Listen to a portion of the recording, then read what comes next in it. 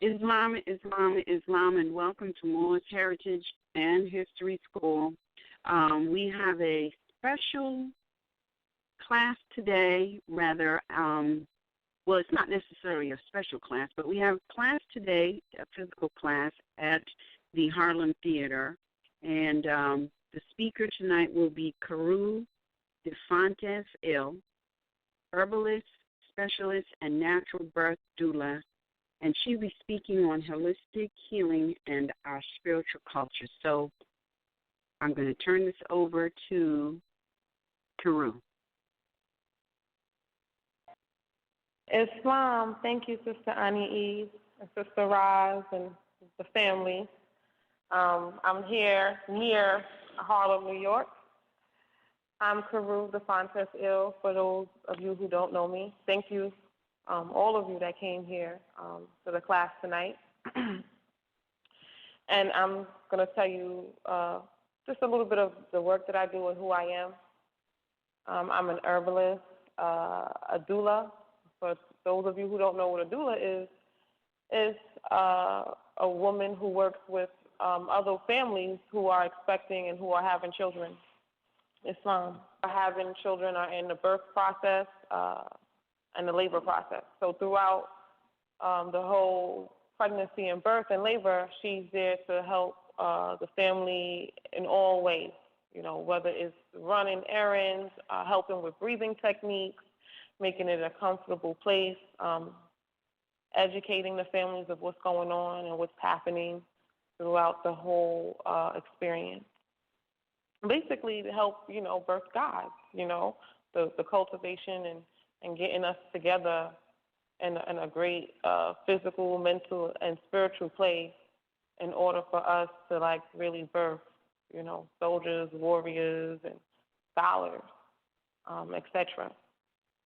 And I'm an herbalist, and I'm a healer, and I help people spiritually as well as physically with herbs and just with traditional practices. And so my thing is that in my experiences and the things that we go through, it seems sometimes that we could be, me and the brothers was talking about the distractions earlier. The prophet said, you know yourself and then get back to the land.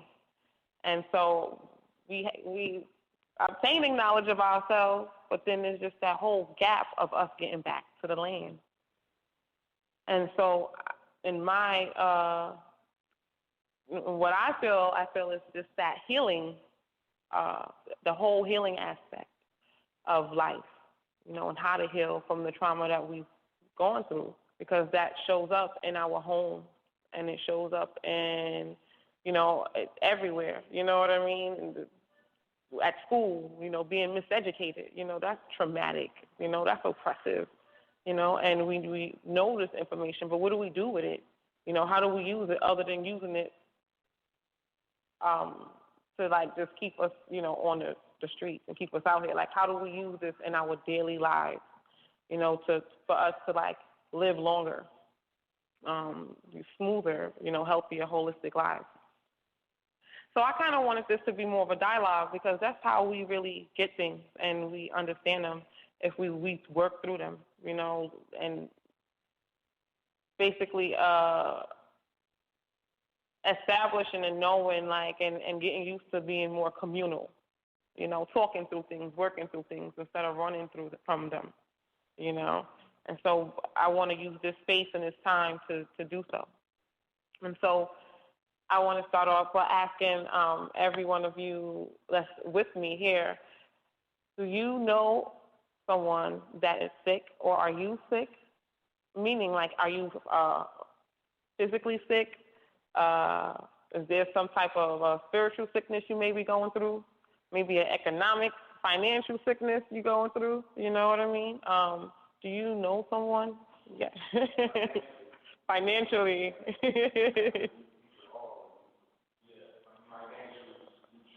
Right, financial nutrition. The brother said financial nutrition. I like that. That's because good health is good wealth. To have your health is your wealth. literally. The better you feel about yourself, the more you know of who you are, right? The more that you know, okay, that, oh, I'm noble, right? How connecting nobility to royalty, right? I think that's who you get like connect, right, right, right.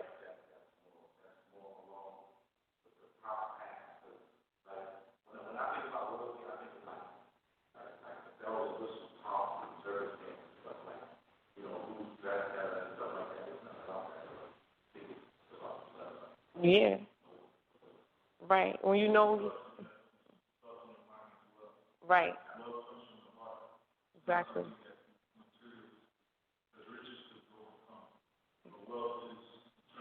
Right, right.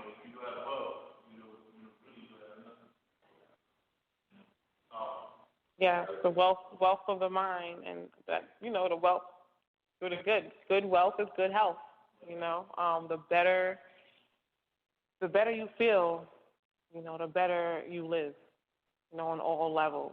It's you can't like I see it like so funny. Like I have customers that and people that I work with that'll come to me even with paperwork, and writing and doing basic writs and things like that, and they'll come to you and they'll ask you the same questions, and they've been asking the same questions for a year, and you're like, what is the disconnect? And you're like, okay, there's some type of mental illness going on, here, and they would have great spirits. Like, we need all of our people.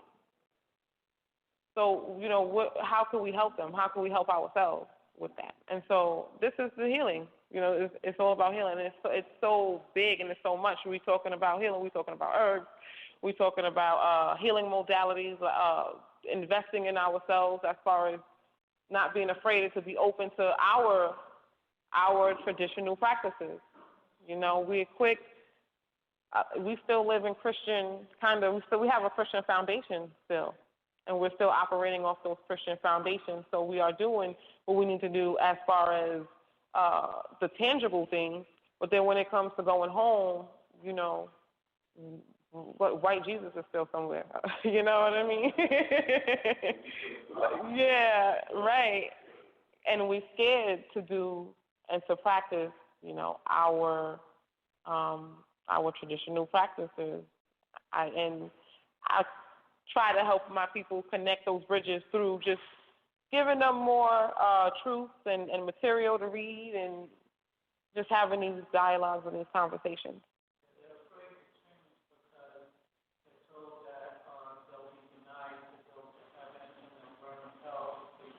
Right.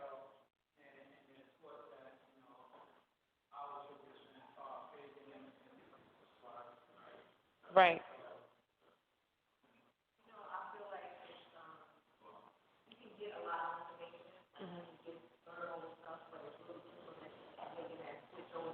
Right. Right.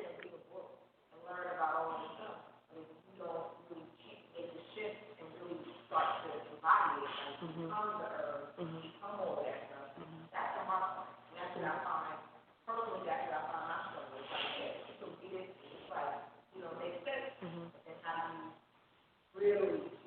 Right. How do you pull these things into your life and not just sit and look at it as if spirituality and your culture is outside of yourself, like just looking at a glass, through a glass at it, and that's that fear. That's fear. We're still coming out of fear base. That's kind of still like that Christian, foundation, because we think that when we do it, like something bad is going to happen, or I don't know what that is. I don't know what that is. Right. You're going to get you're going to get a spanking, and sometimes we're afraid of what people may think about us or feel, and then that goes into a whole bunch of other stuff, like it goes into stuff like, okay, like it just goes into a whole bunch of other stuff of self-worth and value, who you are and why do you feel like you need to explain yourself, and just all these things from the bottom up we need to relearn, because we've been trained and we've been programmed and we've been controlled to fall into situations where we feel like we need other people to validate us. And we're constantly looking for that approval. And it's not to say that we can't have people, people's ideas and our friends and our loved ones' opinions and suggestions about things. But not everybody. We're all not on the same page. And in the world that we live in, this is secret society. You know what I mean? This is the we the heathens. You know what I mean? If you want to think about it, towards right. Right. Right.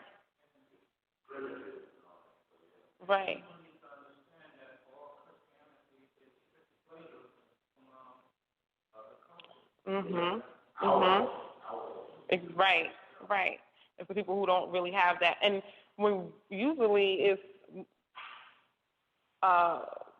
learned or well mature in our culture and our history, people who find that out.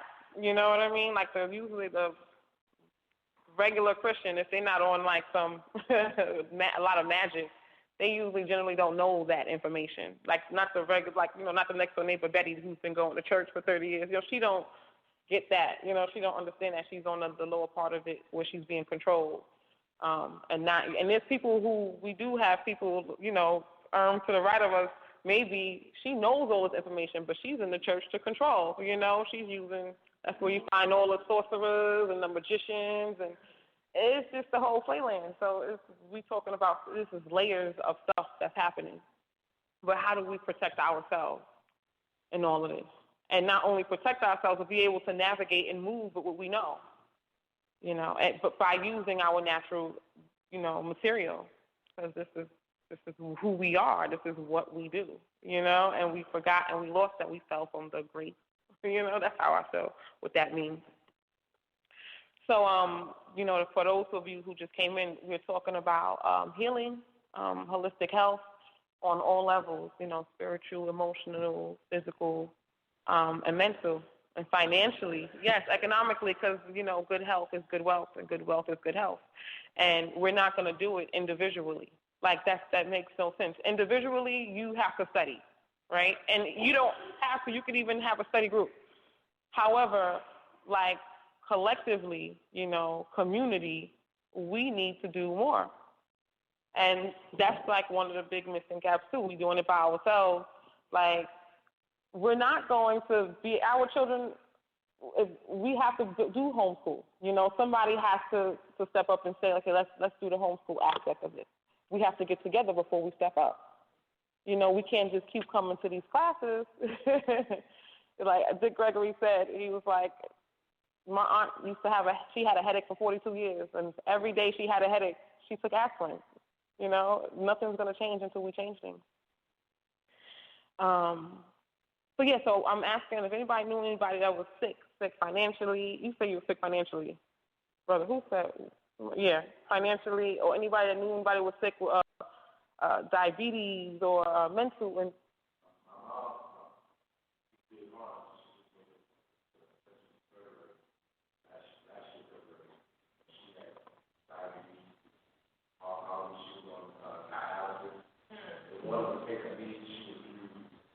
she held on to as much as she could. That diet, all macaroni, cheese, all bread. I mean, it tastes good. It's good for the soul. Right. Slave food, nigger food. Yeah. I'm sorry to hear that.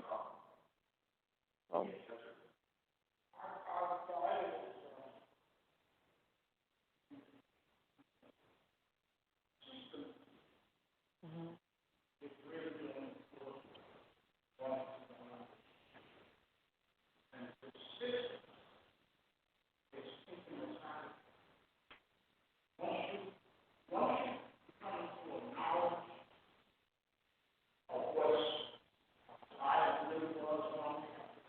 Excuse me, the brother speaking. The elder.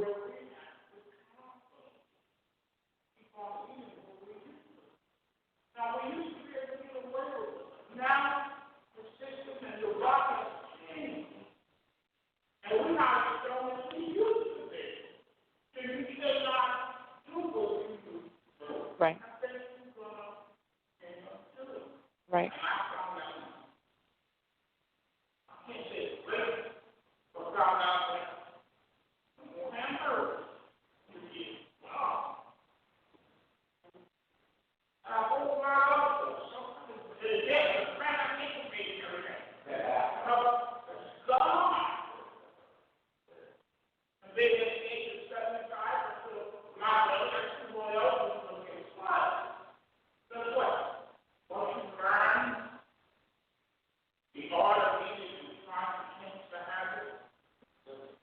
Right. Yes, rest in peace, Dr. Sabi.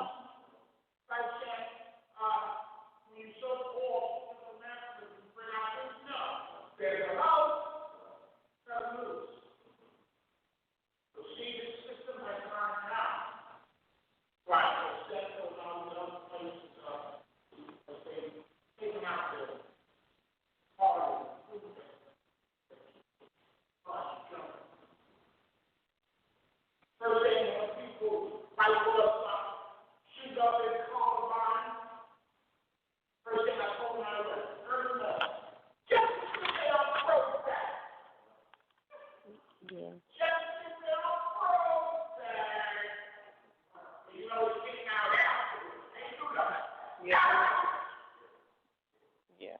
Always experimenting on us.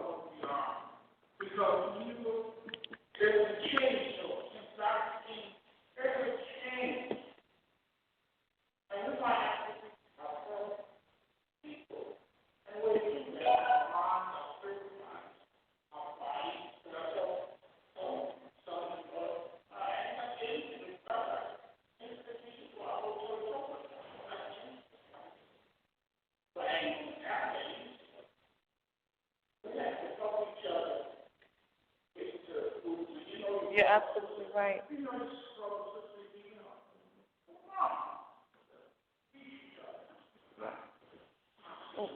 We are our own best doctors. Like, we know our bodies. Even if we think we don't know our bodies, you know your body more than what you think you know your body. So the brother was talking about how we get caught up in a systematic way of eating. You know, how we're eating the foods that they give, and how, yes, and how we have emotional attachments to these foods. All this stuff all these things that we're talking about, these are all addictions, whether it's food, anything that we have any kind of emotional attachment to that can be bittersweet. And we are addicted to our addictions here in the wilderness of North America. Like, this is a problem that we have, you know, as a people. So I wanted to go and touch up on how, again, we are our own best doctors. Like, we are our own, and the brother gave me a good idea for me to keep things going and to follow up with people, and this is very beneficial to us in our home. I want everybody, you got a pen and paper? I got pens, papers? Because even if you never, ever come back, this is something that you need to know for yourself. Every season, we're in the fall. And as this comes to you, but take some time to actually meditate on it and just like read over it and keep it in your mind so that when things come, you can go back to it and write. I want you to make a list of all of the things that you suffer from throughout the season, right, in order. So this is the fall. People usually have problems with their lungs, you know, bronchitis, upper respiratory infections, asthma issues.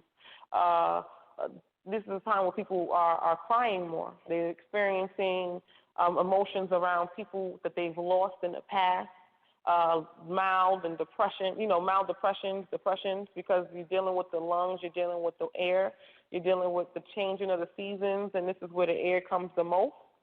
And so that's where that's the messages from the ancestors, that's things moving, that's things changing, and those are those things that come up the lungs. And the lungs, the energy of the lungs is grief and loss. So meaning like when you don't let things go, it's really important to exhale. Like to exhale is a real chemical reaction that happens everywhere in your body. So when you don't let things go, you hold on to them, and this season forces you to move on it. Brother, what? You got a question? Make a list of everything that you go through, that you suffer from, whether it's in each season. So the fall, do you experience allergies in the fall? Is this a time where you get cold a lot, like cold sores, muscle aches? Mm-hmm.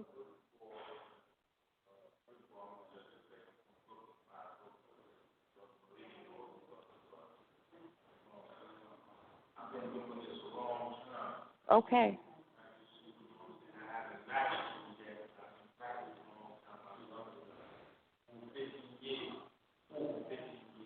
Okay.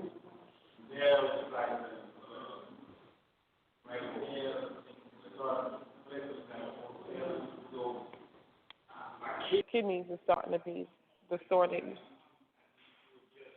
Okay.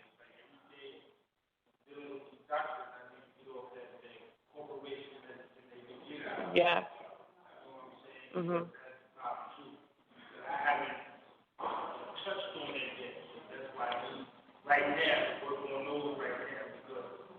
How long have you been dealing with kidney issues? Your kidney is a pain? What's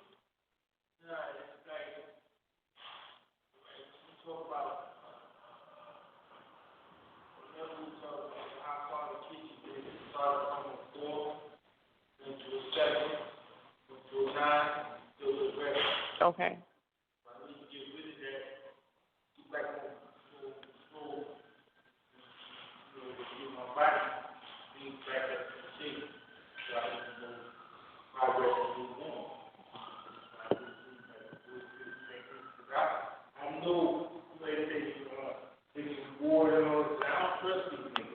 Take some what?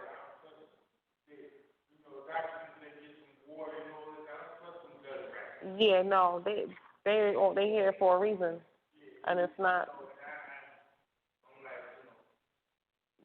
Yeah, definitely. We'll talk after. After this, we'll talk about some herbs and some things that you could do for your kidneys. And you said they tell you to drink water. That's what you said. Yeah. Only drink. I want to tell everybody. Only drink water when you're really thirsty. When you're thirsty, because if you drink too much water, your body don't know what to do with it. It sits there, and that's not good. And then that's why you have issues with swelling and just all different types of weight issues. Yeah.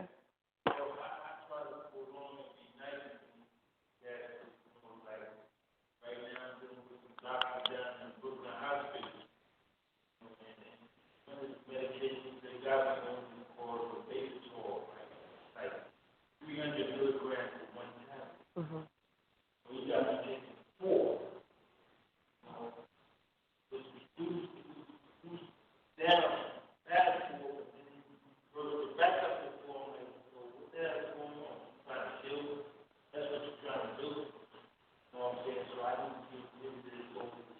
Yeah, definitely. You got a life to live. Yeah. Reclaim everything. We reclaiming everything. You know what I mean? We taking our health, everything.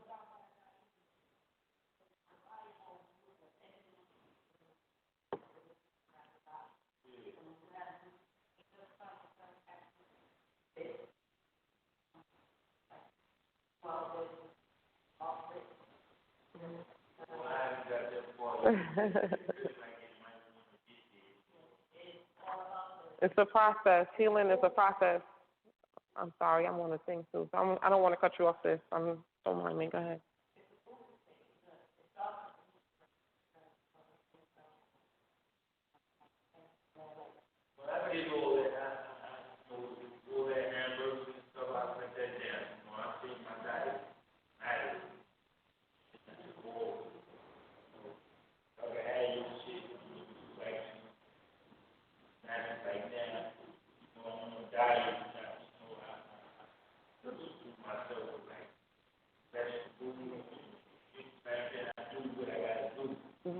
we're gonna talk about that after the class. Yes, brother. Nobody should be eating no pork. No pork. No pork. If that should be the first thing. If someone is on this call or listening to this that's eating pork, no pork. That's where you could start. If you eat pork, that's where you start. No pork. Nothing. Okay. I wanted to make that clear for people on call.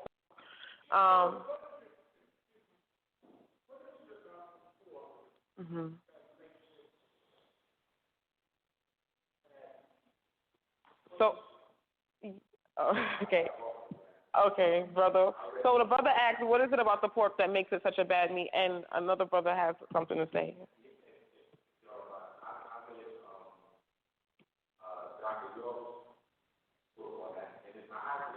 Yeah, the hybrid animal. Right. Right. So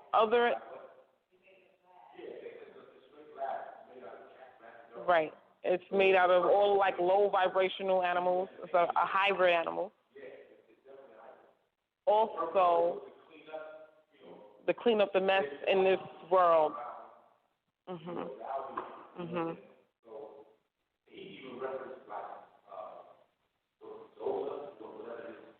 Zosa, yeah.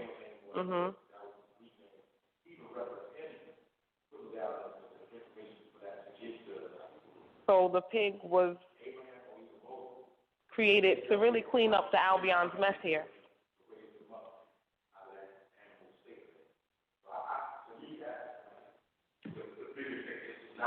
And so that's why they don't have no split hoof. They cannot, so if you read in almost all of the sacred texts where, you know, I like how you put it, clean up the Albion's mess, whenever it was like, let's say an exorcism or just a mess that was occurring on any level, that was what the pig was created for, was to send those things, those jinns, those others, those entities inside the pig, because the pig doesn't let it go. Because you can't kill energy. Energy does not die. It has to go somewhere, though. Like if you got something on you that needs to be clean, like that financial issue, it could have came from somebody a long time ago. You know what I mean? A thought or a spirit or, you know, energy. And so you want to get rid of it. The pig will be a perfect, right, to put it in, because the pig doesn't get, a perfect vessel, because the pig doesn't have that split hoof to let go to release energy. So you're really just like, you know, what you're eating, it's hard to, you know, raise your vibration when you're consuming something like that. And it's a good book. In the Bible and a lot of the sacred texts, they talk about that. So, it is. And then other than it clogging your arteries and like just, I don't even feel like I have to go into like the physical aspects, because, you know, the result of like heart attacks and strokes and things like that, people who eat pork, that's the result of it physically. You know, that's any disease that happens to your body physically, that's the result of something that happens spiritually, right? It attacks the spirit first. And so this is the last thing that's happening to you. Your body is saying, come on now, giving you these messages. So, right, exactly. And so, for instance, the kidneys. Let's talk about the brother when we talk about the kidneys. When we're dealing with the kidneys, you're dealing with, like, your relationship. You know, so what is the state of your relationship? You know, so it's old patterns and habits maybe, you know, and that puts a lot of pressure and it puts a lot of tension, and that affects the waters of your kidneys, you know, that flow. I need to throw that in there. Yeah. So we deal with it on all aspects. Yes. Peace, Islam. There'll be. Yep, there'll be a lot of herbs that I could suggest to you, but it would be a conversation because it may not be the root of your problem, right? It may be the liver that's off balance, that's throwing the kidneys. You know what I mean? And so the key things that you threw in there to me was like water and, so obviously the doctors are telling you to drink water, you're drinking water and you're not feeling, because that's stuck with you. That's one of the key things you said to me. The first thing was water. They're telling me to drink water. So it may be you may need a diuretic. You may need something to take the water. You probably have too much water in your body. And so too much emotion is not good, too much fluid. You need to balance out those waters. Whether it's getting it out naturally or just you helping herbs to help you support your waters, your emotions, and balancing your relationships. So I would when dealing with the kidneys and when dealing with the pancreas, I always deal on the emotional side of things because those are like, especially the like diabetes and anything in regards to pancreas and the digestive system, those are all, and anything like irritable bowel syndrome, those are all emotional, severe emotional Crohn's, those are severe emotional autoimmune diseases, And so, like, for instance, if somebody comes to me and they're like, oh, yeah, I have diabetes, I'm not going to give them herbs to balance out the insulin levels in their pancreas. I'm going to give them herbs to help them feel good about themselves so that they can take herbs and be consistent first. Because a lot of those people, especially where they are in astrology too, if it's a cancer coming to me, if I just give that cancer something to balance out their insulin levels, they're never going to take it. You know why? Because when they leave me, a million things is going to happen to them. They cried 12 times. They went and they jacked up their boyfriend's car. You know what I mean? They did this, they did that, they did the third. They just reckless sometimes. Or they don't even have to be that extreme. They could be just in their shell and they just was too down to do it,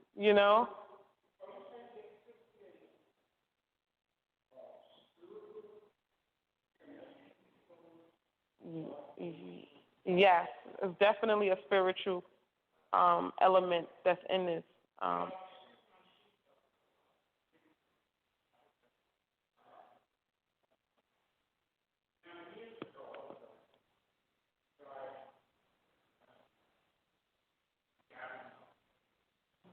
Yes, Gary Knowles. I'm familiar.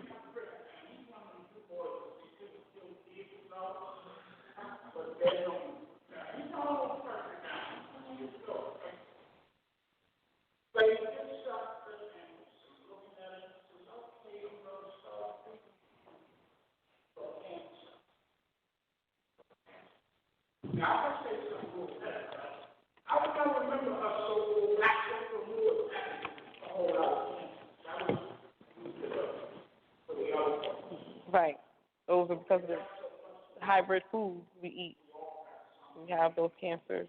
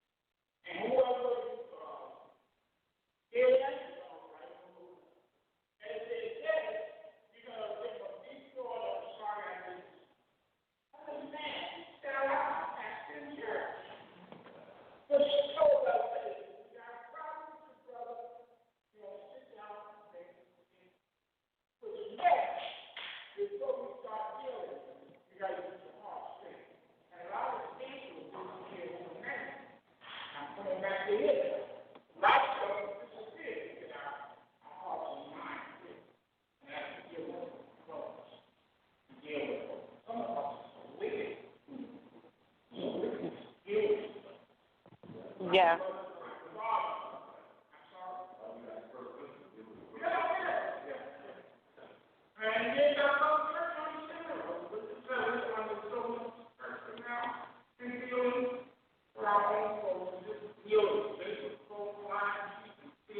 Right. We have trust issues with our people. That's why our health is our wealth.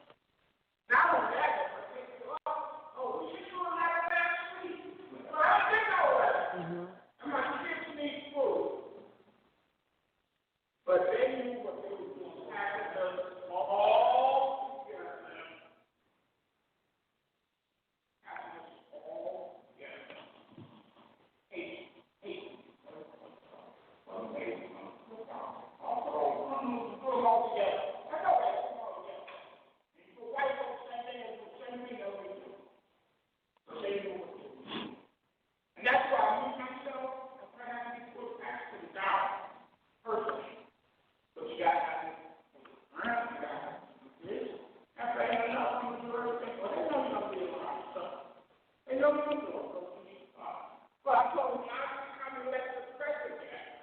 Yes, sir. I swear what I want to learn. I do. My wife is working here. I know. I'm going to take this off away. You can't do that. I'm sorry to cut you, Pop, but I'm on live. I'm on live. Got people on.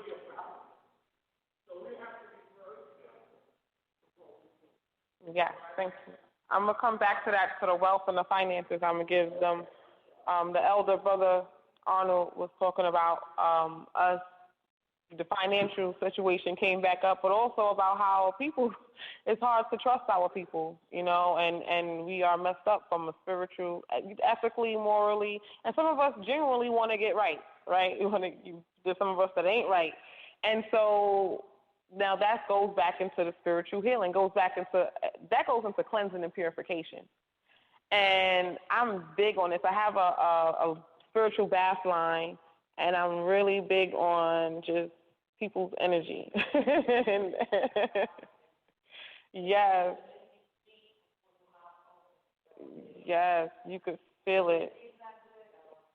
And we all could feel energy and see energy. We probably don't know it. Like, even if it's like we probably have somebody that we really like, oh, I got a homegirl. She's so cool, but every time I'm with her, I lose something. You know what I mean? She ain't take it, but something bad happens, or she just got this dark cloud over her head. Or the most prettiest people could kind of just be like, ugh, you know?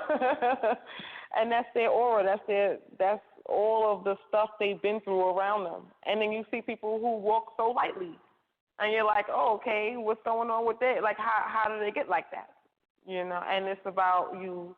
Some of us naturally absorb things. Some of us reflect. And so the ones that absorb, people who are more empathetic, we all have to clean, but it would be conducive for you to clean so that you can navigate, you know, so that you don't be hot. Those people are usually the ones that have problems, you know, with the more problems on top of the problems we already have with the Roman Inquisition, but with the policy officers. You know what I mean? Like, they could just be walking and something just happened, you know? They're just naturally hot. How do you cool down from that? You know, what do you use? People who you know that's like that, if you like that, if you're listening, a good remedy is mint, peppermint. It sounds very simple, but it's very powerful. You know, to bathe in some mint, and to just have a mint oil or something to just cool your energy off and down. That'll help you if you're going into these courts and if you get pulled into the energy fast. Or I used to be the type of person where I would go into these places and I would get pulled in really fast by everything that's going on around me. So I would instantly get angry, get frustrated, you know, everything that I thought I knew before. And then when you're angry, when you heat up, the heat rises to your brain and you're unable to make correct decisions, and the things that you thought you knew, you can't figure it out because you have so much heat in your body. So, you know, it's really good to implement these things into your life to help you and to help your family. But anyway, I want to go back and bring us back present to about going through whatever you deal with through the seasons. So writing a list down in the summer, if you deal with swelling, you know, if you deal with circulation, if you deal with not feeling optimal, if you deal with not wanting to be around people or depression or whatever, write these things down, and sometimes they'll come to you as the season comes, and that's okay. But it's important to be present so that you know how to treat yourself, so that you know what to expect, how to prepare yourself for when these things come. You know, and the same thing for the people in your home, your children. You know, what are some things that you could do so that you can have on hand? You know, we can find some remedies. We can prepare ourselves the season before so that we don't have to, like, deal with the BS in these institutions, just straight up. And then when we deal with them, you know, it would just be very minimal if we ever have to. Question? Yes?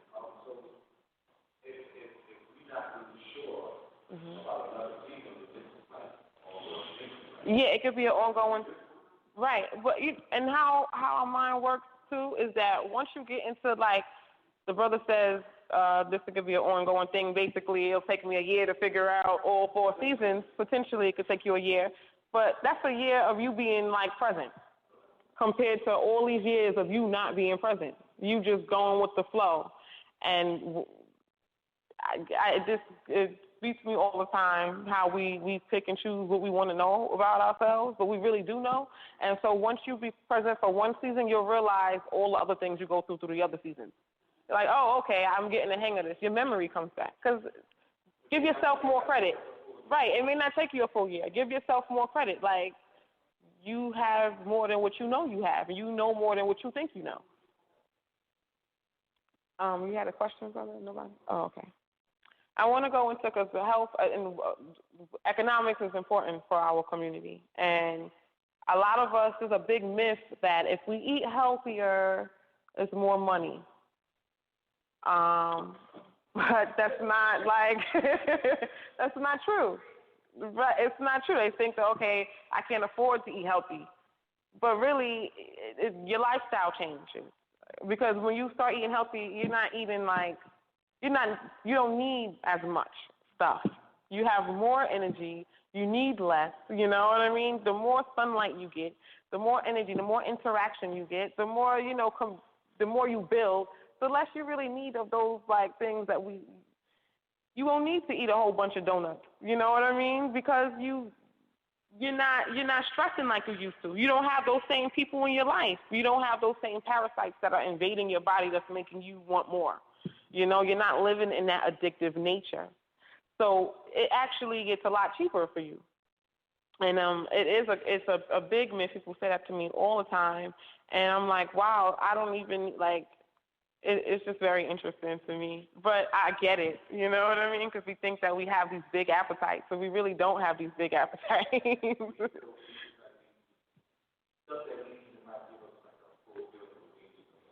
A lot of the foods that we eat, most of us, to be honest with you, it doesn't matter how much you weigh. I can guarantee you a lot of us on call and in the room are malnourished.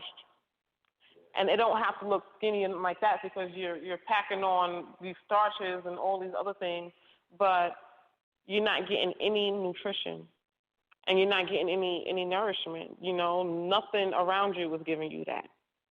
And it's like the brother said, we have a lot of people we can't trust. There are people that we can trust, but in this time, I don't know why, we tend to go towards the things that are not good for us. And so it's like changing your mind around and okay, no, I want best for myself. I want better for myself. I don't have to live like this, And so in dealing with, okay, so how do I save less? Talk to be more part of your community. You got the rice. You got the beans. Well, let's not even say rice. Let's say quinoa, because quinoa, but for lack of better terms, because we all know rice, we'll go into the substitutes a little bit later on what we can eat that's better. But let's say you got the rice for the sake of community. You got the rice, you got the beans, you got the greens. You know what I mean? You got the water, the alkaline water. We all get together. Let's break bread. We still living so separately, we don't even want to do nothing together. And that's the first thing for having good health and good wealth. We have to build our economics by coming together. Unity is in, it's a spirit, you know what I mean, that we really have to embrace more. And so we are too much on the go, touch and go. But we want instant gratification, and it's the opposite. It's actually the opposite, So, being more communal. You may live in an apartment. The sister may have a house. She has a garden. She has a whole bunch of, we have land. Let's start growing something on there. Let's all pitch in $5 a month to help cultivate this so that we don't never have to get greens from the grocery store again. We have our own produce. How about that? We have windowsills. You can start growing on your windowsills.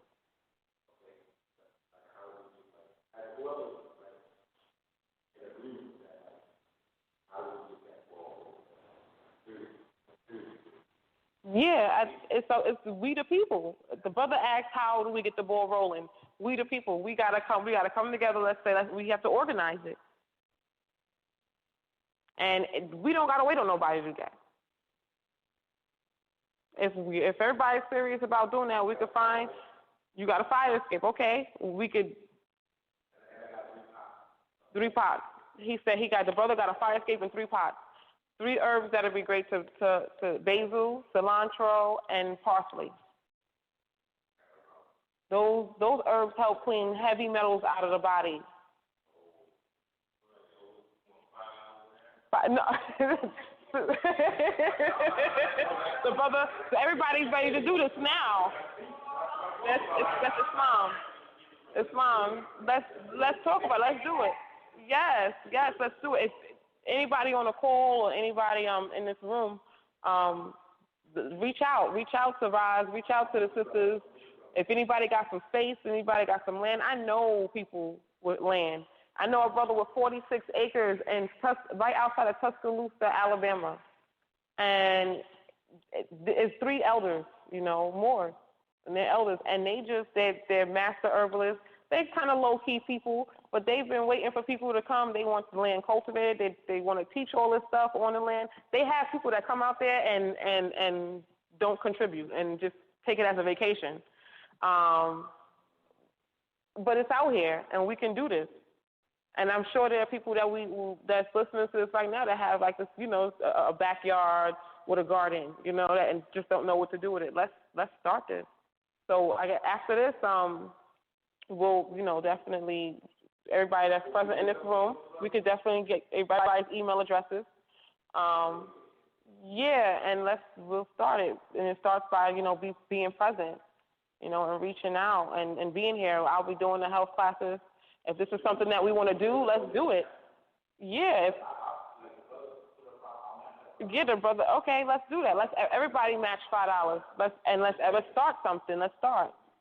There's a whole bunch of community, and it's infinite. The opportunities. This is our lane. You know what I mean? Like we have so much empty everything out here. In Brooklyn alone. A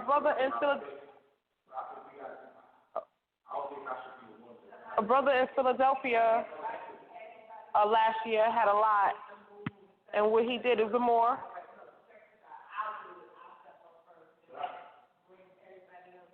Okay, let's do that. So the people that are on the call, if they're interested, definitely reach out to RV Bay Publications, Roz, and we'll have something to follow up with at a later time, because everybody here in the class, they're ready to start growing their own food and treating themselves. I'm sorry, I'm on call, so I got to fill everybody in to what's going on. Mhm.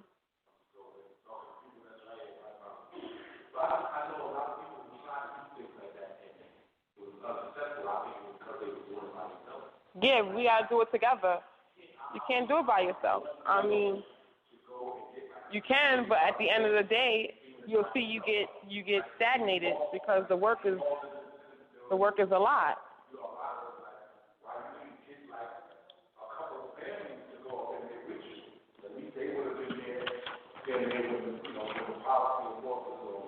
Highwaymen coming, like I think the calm that I think we need to do that collectively, Right. Like it's right, exactly. You know what I'm saying? Yeah. So yeah, that'll be good for us. That'll be good for us to start with. Like that's a foundation. We're dealing with the earth. We're dealing with the land, and that's essentially what it's about. You know what I mean? It's about the people and the land. And so dealing with the land, I want to go back because we talked about wealth, and I want to leave you with something like, that where there shouldn't be no problem after I tell you this. Because our economics, like, I'm all about, us really moving and navigating in currency the correct way, So anytime when we're dealing with anybody, does anybody here have ever taken any herbs, any capsules, any tinctures, any herbal medicine ever? And so anybody is presently taking any herbs right now, and they want to share any herbs or just anything that you may just be taking turmeric capsules right now, or you may be taking your hembre, or whatever. Anything anybody want to share? Cannabis is one. that's hemp is no hemp. We need to really go into like really breaking down those fears about what these people in this world are saying. You know what I mean about cannabis, and go into like what hemp really is. I don't want to like go off somewhere else, but that's very important because I was just looking up earlier hemp homes. You know, hemp. We use hemp medicinally, hemp as food, and it was a part of the pharmaceuticals. It was a part of pharmaceuticals. 90% of the pharmaceuticals, hemp oil was used before the 30s, right? Before the mid-30s, before the act. What was the act? Do you remember the act? It was like the Marijuana Act, which is not even a correct term.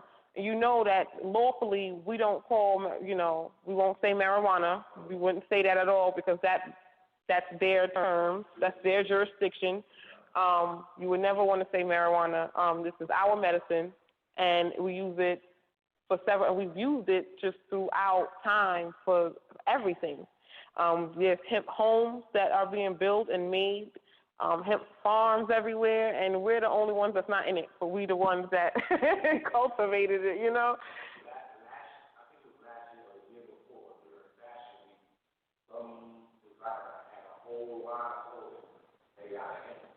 Pushing like the green movement, so the green party and all that. Right here, actually, right down there. The whole lot, but yet, our folks keep slapping around and this and that. The process, we let them after we allow those other people to create the position that we are allowed to, swept up. That's why So I want to go. Excuse me, brother.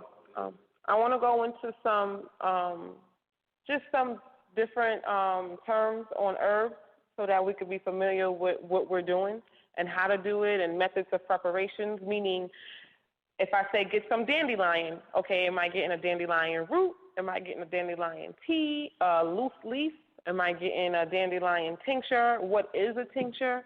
And I want to go into those things so that we could get to like the spiritual and the physical aspects of it so that we can manifest what we need to and we could use nature the way we need to be using nature. Like instead of us throwing cigarettes on the ground, we're giving the earth some of the herbs that we just made, instead of throwing them in the garbage. You know what I mean?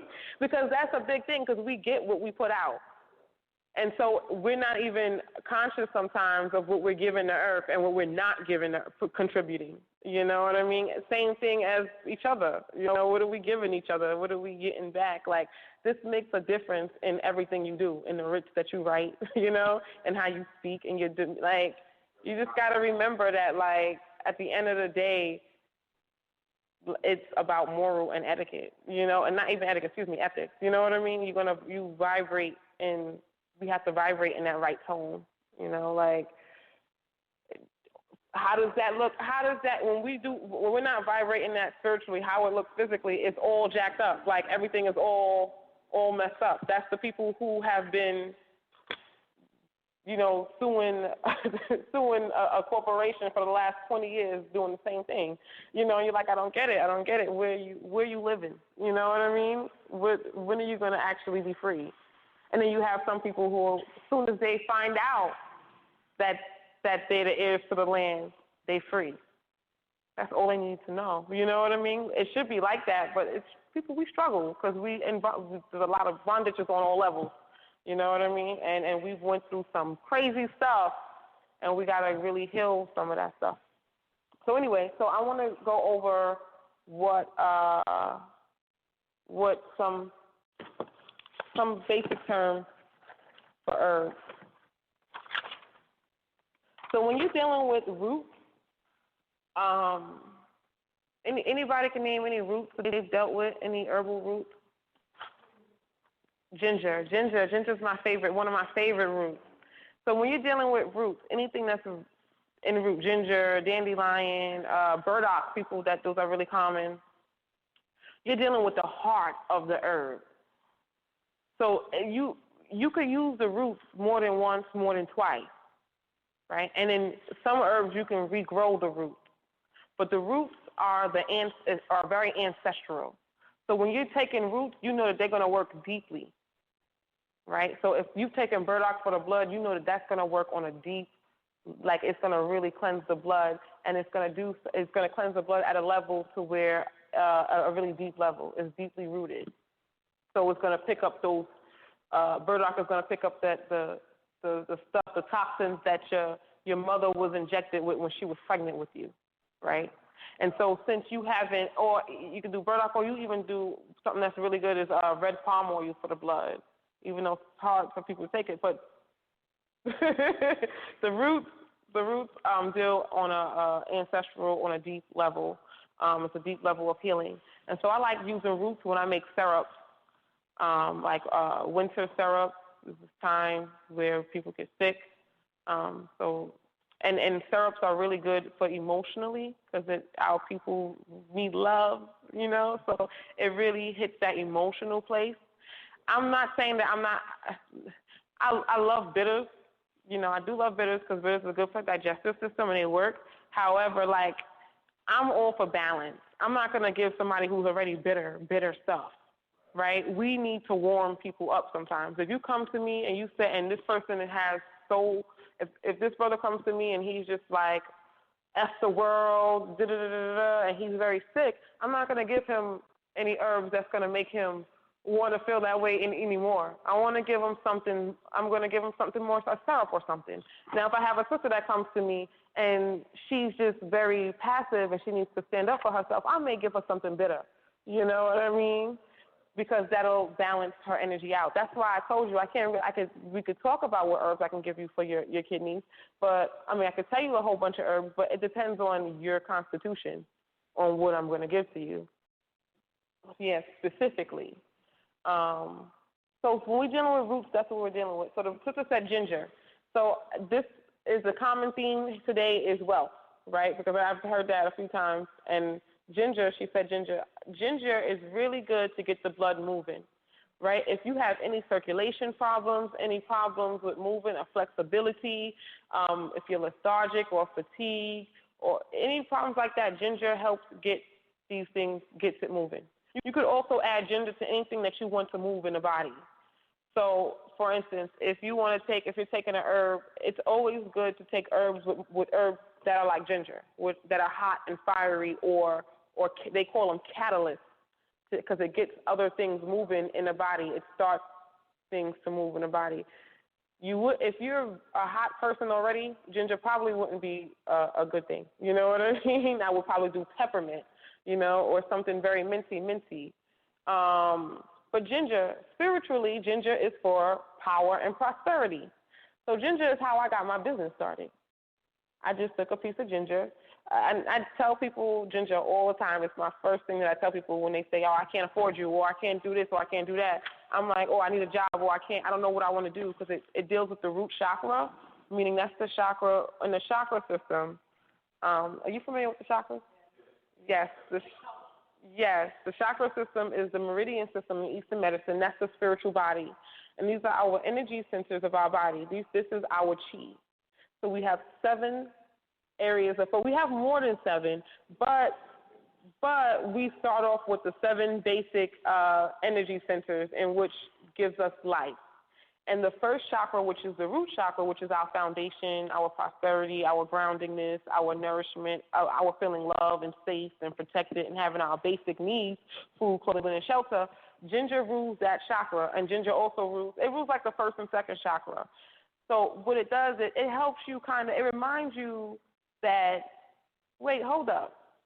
Just like the birds in the sky and the fish in the sea, you know what I mean? They good. I'm good too. And it kind of gives you like a release your inhibitions. Like, I know how to do this, and I'm gonna do it. Like, you have like no fear to do it. You kind of step into your power. You're bold, and it's ruled by Mars, so it's very aggressive. It's very aggressive with currency. It's very aggressive with whatever you're doing. So I always tell people to wrap ginger up in some red. You know, you can carry a piece of ginger on you. You know, definitely do a meditation with it, meaning like hold it in your hand and just get to know it a little bit, feel the energy, center yourself and balance yourself, and hold it and wear it and drink it and eat it. and be thankful and merry.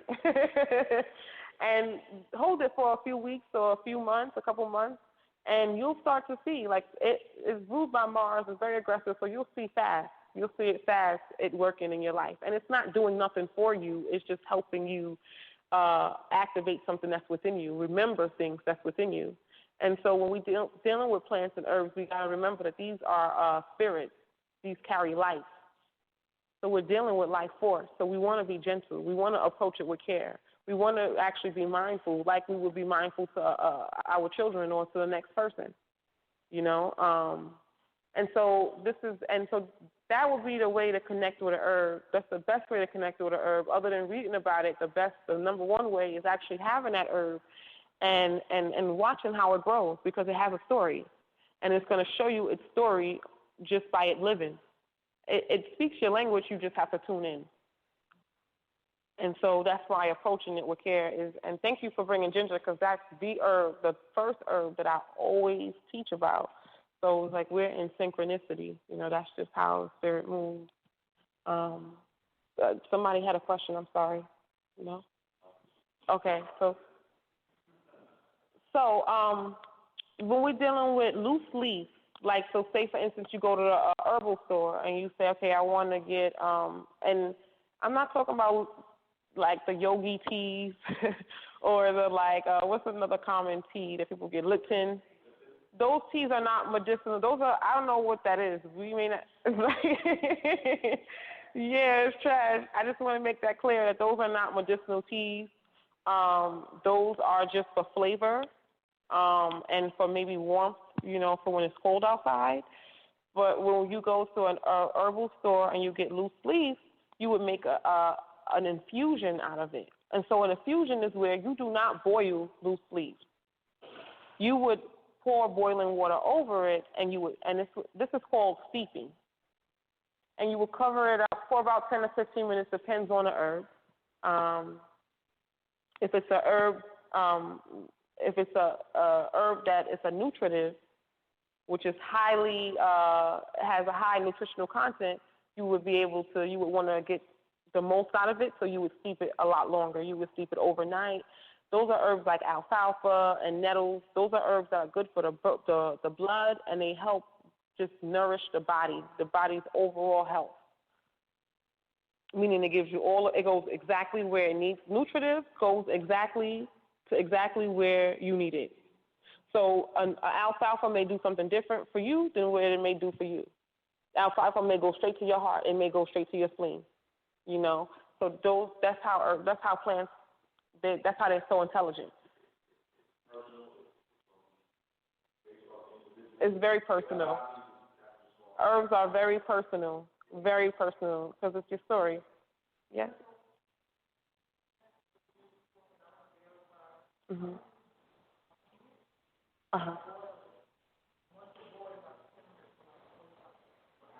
Okay. That's a good way. Yeah. Yeah, that's a good way, ginger, because you just bringing it. Yeah, that's a good way. It's like you're kind of activating it, too, because the sister said that she learned from an Asian woman when she makes her ginger tea or decoction, because you would decoct any herb, right? It's called a decoction. That's when you boil it, and you boil the root over a period of time. She would just beat it, and she would boil it and then simmer it. And that's a good way to do it. And so just because energetically ginger is very aggressive, that's like an act. That's like waking it up. You know what I mean? The spirit of ginger. That's how you would have to communicate with ginger. You wouldn't like talk to ginger like, oh, hey, ginger, thank you so much. You would be like, look, it's time to turn up. You know what I mean? And that's how ginger moves. Ginger moves just like that, very aggressively, very fun. And it's funny because a lot of people that love ginger, you will never hear people say, oh, ginger's okay. People either love it or they hate it. and people, people who are in the currency, the spirit of currency, those are the ginger eaters. Everybody that loves, consumes ginger that much, they're on it. They're present. They got like you know, they got so many things, so many streams of income. You know what I mean? Like, those are, it's interesting. It's an interesting spirit to deal with, and I'm thankful of it. Another herb that I want to get into, and so ginger is good. Again, ginger is good for people who are, and ginger is also good for stomach ailments. You know, it's common. If you're a hot person already, it can irritate your stomach issues. So ginger is good for stomach issues. If you're a hot person and you like ginger and you want it to soothe your stomach, you can mix it with like activated charcoal and coconut oil. That'll help coat and it'll help soothe and it'll help dim a little bit of that fire that ginger offers. And also, what else I want to say about ginger? Ginger for menstrual irregularities. Women, you know, if you're dealing with any menstrual irregularities, ginger and cayenne in your life, just on the when you're not having your menstrual, it's really good to just incorporate that into your life and implement that so that the blood is just moving harmoniously through the body, like you don't have no stagnation. And so that's what it's about. Like if you suffer through your menstrual cycle, it's definitely the pain is a message. And you don't get the message because you get caught into something different, you know. So menstrual irregularities is kind of like putting together a puzzle to your life. It's so many just different things that we have to be present about that we're not. And because we're not, because the energy is stagnated, because the blood is not flowing, that's why the pain exists. So ginger can help, you know, get that moving in your life. Just get your life moving. You had a question. Okay, cool. Other than that, I wanted to talk about the first layers. We was doing the infusions. Other than that, tinctures. So what are herbal tinctures? So teas, when we do our infusions with our leaf, like say for instance we want peppermint, we want to make a peppermint tea, and we have loose leaf, we would steep it. We talked about steeping it. Now say for instance, the teas work through the digestive system. So when you drink a hot tea, it's working in your digestive system. So it's working, but it's working slowly, but it's working thoroughly. It may not be as fast as taking an Advil or an Aleve. However, if you want something that goes straight to the blood, those are where tinctures come in. They work quickly. They're more effective for right now. So tinctures you will find them in like dropper bottles. I do have a dropper bottle on me. Hold on one second. A tincture is a liquid extract in like a dropper bottle like this. And so you would see these vials, and these are tinctures. And they go straight to the blood. It's good to have a good balance of drinking teas and doing tinctures. But say you're in New York, here everybody's on a run. So we don't have time sometimes to sit down and steep and decoct and do all this stuff. Tinctures will be helpful for you in your daily life. People take tinctures for infections. It's all different types. Everything you could think about, tincture exists. Yeah, you would drop tinctures under your tongue, and how they're made is that they're made from barks or leaves or whatever plant material, and they're made over a period of time. So there's usually a menstruum that's used, something that helps extract the medicine from the herb. So sometimes people will use apple cider vinegar. Sometimes people will use alcohol. Sometimes grain alcohol, GRAIN, or potato alcohol, meaning like vodka or something like that. When you're doing this like this is not like you getting twisted and drunk. This is medicine. Some of us from the islands know that, okay, our grandmothers used to give us a tablespoon of rum, or maybe familiar with some of these things. If you're not, this is the time for you to remember. So they usually extract it over a period of time. So they usually take about anywhere between 4 to 8 weeks. An elixir is the same thing, but you wouldn't extract it over that period of time, and you would use honey. So again, elixirs would be good for like emotional healing. You know, anytime you use something like honey or maple syrup, not regular maple syrup, but grade B maple syrup, which is the maple syrup that's a little bit more pricey, but it's the sap that's sat in a tree a lot longer, so it actually has a lot of minerals and vitamins in it. It's nutritional maple syrup, basically. So those would be elixirs, things, you know. So if you need to know what is what you know.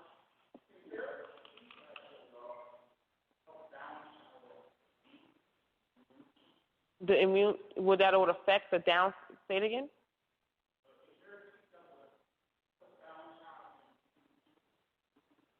Yeah, there's a lot of teas that's for the immune system.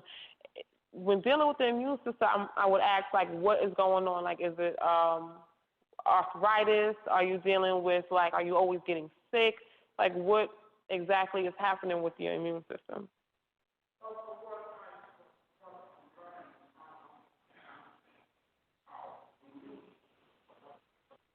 Mhm.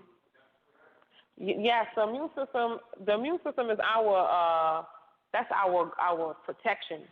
So when we get sick, somebody invaded somebody invaded the empire. You know, invaders came in, and that's on all levels. You know, literally on all levels. Like when you have a strong chi, a strong immune system, a strong shield, your strong guard, nobody gets in. And when that happens, when you get sick, somebody got in, right? You could have got, and it could be on all levels. Like you could have went somewhere and got into an argument. They got in your head. You could have went somewhere and they was all sick. You know what I mean? But all that stuff is somebody else's thoughts, somebody else's agenda. They broke you down. You know what I mean? And now you gotta build your spirits back up. That's your immunity. Is your spirits. And so that's the first level of defense. That and the nervous system. Like before I start healing people always like, oh, you got to clean the blood. You got to clean the blood. You have to clean the blood, but you got to relax the people's nerves first, because we still, if you're not a prisoner of war anymore, you just came out of war, and you know this. You got to be patched up, and in order for you to be patched up, you got to get out of that war-like mentality. You know, you still on guard. Mm-hmm. Right. So through healing, we under occupation, but at the same time, we moving out of that. This is why we're here. You know what I mean? Like this is why we're here. Once we remember who we are, like we know, right, through words who we are now and things like that. But then we still go home and eat fatback. You know what I mean? That's not knowing who you are. You know? It's true. It's true. I see Moors all the time in Popeyes. I had a Moor call me, was very upset that they didn't, something about Popeyes, they didn't get his exemption in Popeyes or something like that. That is not your food. You know what I mean? So we know in words who we are, but we don't really know in practice. We know, but we have to remember in practice, because then we won't have none of these issues we have. You know, you feel me? Then the Mr. Policy Officer don't even see us. There's times of that has happened where you could be out here, you vibrating on a different level. They can't see you. They can't. Why? Because they eating fatback, and you not. And you know who you are. You know what I mean? You growing your food. You just vibrating too high. That's it. And you don't really have to, I'm just saying, it's true. It's so true. You know, it's so true. You know, like the sister said, the mucus, you know, the more mucus food we have, the more mucus we have in our brain. That's going to really, you can't say that's not going to affect how you think. You know what I mean? The way you ration things would be completely different than what you would. If not, then what would be the whole point of us changing our diets or being healthy? What would be the whole point of that? Like, you know, so it would be, it's a lot. So getting back, we have to think about things like this in whole, like not just pieces of it, and then we can be able to actually commune together. You know what I mean? And actually get over those little things that are not so big after all. You know, a lot of people don't want to get together and work together because he said this or she said this and she's this way and that. And that none of that even matters. You know, we all forgetting about getting back to the land. You know what I mean? Yeah.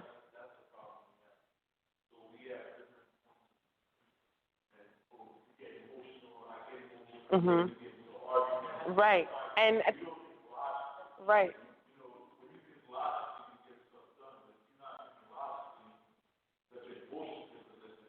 Right. Right. Right. And we get too emotional. We get too emotional, but a lot of us are not emotional enough. You know, and I feel like we're so emotional because because the people that are not emotional are saying, no, we feel like we don't need to be emotional, right? Like, so we got this thing on us where it says, like, you got to put your emotions to the side. You got to take your emotions out of it. So with me thinking about taking my emotions out of it makes me more emotional about it. You know what I mean?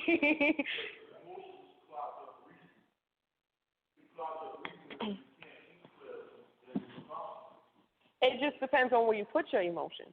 When you put your emotions in the right place, you can manifest what you need to manifest. Because it's through the emotion that things happen. It's just about, right, it's through our emotions in which things happen. It's just that we have to be clear on what we want, right? And that's what's the whole thing. We don't, and grounded. And so that's where this is where the knowledge comes in. This is where.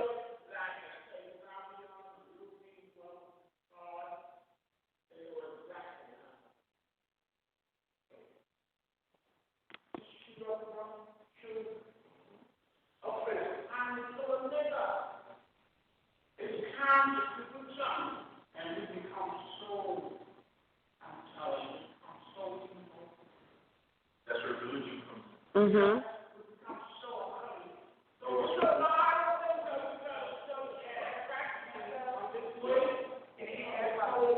Yep. Right. Right.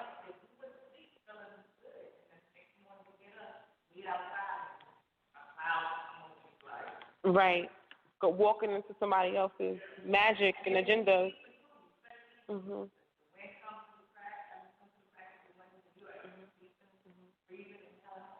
Mhm.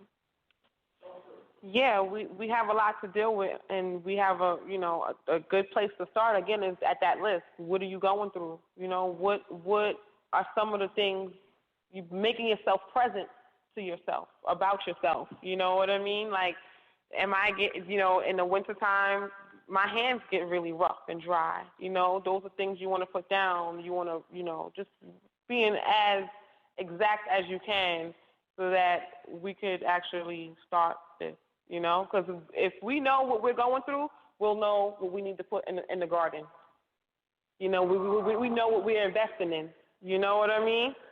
And then I can show you from there that how intelligent nature is, because here in North America, we have herbs that only grow here.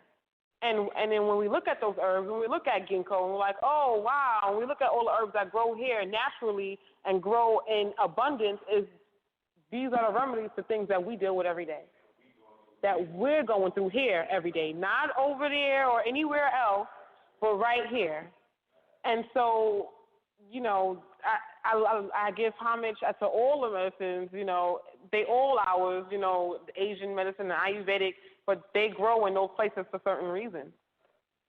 So, definitely just when you just see grass or trees growing or anywhere in your hoods and your communities, and you see all these weeds that you may think that's weeds, just please, keep your communities clean. You know what I mean? And let us know if there's some lots so that we can take care of them, because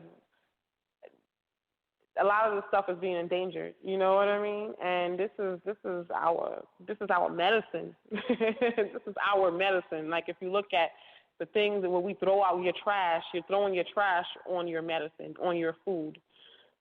So just spread that word and just know that for yourself. So that, we could start this and this is this is starting anyway. Like, this is the whole movement of us being more present of our environment and our surroundings. So let's go back to wealth, because it's about the blood, right? And before, a lot of herbalists and a lot of healers would say, oh, clean the blood first, clean the blood first. Now, if you're a person, like if you're an Aries or if you're a Leo or if you're a Sagittarius, I would say, or even if you're like maybe even a Virgo, you know what I mean? Because those people they usually are pretty direct at what they do, and they could be consistent. Sometimes the Sagittarians could be a little off. But I would say, yeah, let's start with the blood. But when we're dealing with signs that are like airy or like watery, you would want to start with like the nervous system. You want to start with the nervous system with everybody, but it would be harder if you don't. Just because our nervous system is all messed up. When you in war, your nerves is messed up, right? So we have like little sheets around our nerves called the myelin sheets that get jacked up when everything happens. When we hear the sirens in the street, that messes with our DNA and our nerves. You know, when somebody, just the shock and the trauma we've been through. So without your nerves being soothed and restored and relaxed, your body is not relaxed. So that means that medicine is not going to be able to penetrate. You're too uptight. Your muscles may be too uptight. Your body is not relaxed. You're not open enough to receive. And so that stops a lot of stuff too, you know what I mean? You know, people who are just so uptight and not open and stingy and selfish, that's just extreme, and that's a severe nervous issue. They need nervines in their life. They need to be relaxed. Their organs are tight. Their muscles around their organs are tight, right? So circulation is hard. You know, a lot of issues come out of that too. A lot of health issues, but a lot of spiritual and emotional issues as well. So that's the purpose of starting with nervines, starting with something that relaxes the nerve. Herbs that are good for that people may know are passion flower, valerian. People heard of valerian? Hops. Hops is what they make beer out of, you know. Yes. Yeah, chamomile. You said chamomile? Chamomile is very good. You want to always get the Roman chamomile. That's the medicinal. Yes, the brother mentioned chamomile, which is an excellent herb for relaxation. Huh? Roman chamomile. That's a medicinal chamomile. It helps relax the nerves. It's very common, so, you know, if you can get you some chamomile, again, get the loose leaf if you can. You can contact me at KheruMerie@gmail.com, KheruMeri@gmail.com, or peace to the goddess@gmail.com. That's PEACE, the number 2, THEGODDESS@gmail.com for herbs too. But I'm glad you brought up the chamomile, because chamomile is excellent for people who can't sleep. I would always mix it with an herb called skullcap. And for women who has had natural birthing or anytime, they know skullcap is really good for after birth, because it puts you in a very euphoric feeling. That's because it's the ultimate, like, nervine. It's the ultimate nerve repair, restorative. Skullcap. It's a herb called skullcap. So for people who have hard time going to sleep or overthinking, mental conditions, because that's all nervous system, you know what I mean? I got bit by a dog, and I did skullcap because that would be an alternative for like the rabies shot. Skullcap comes in a leaf. It comes in a tincture form and a leaf form. You can get that. I would always recommend that you do it with the tea. You could do the tincture too. The tincture is really good, but I would do the tea to start off with, because you'll start to see how it works. It actually puts you, and it's great for working. It's great for if you have to get anything done, because you're just in the air of like focus. So it's a protective. Anything that helps with your nerves helps protect you, you know.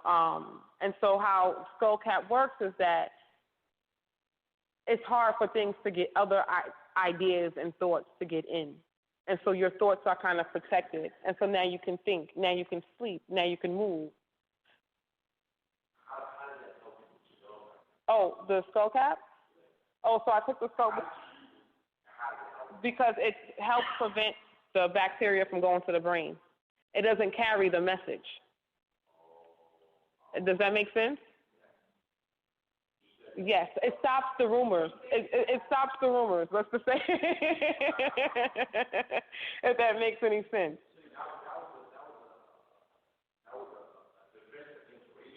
Right. So I'm talking about, for people on the line, I'm talking about how skull caps can be really good for anybody that get, and I didn't just take skull cap for the dog bite. I also did like colloidal silver and just to clean the dog bite. But internally, I did skull cap.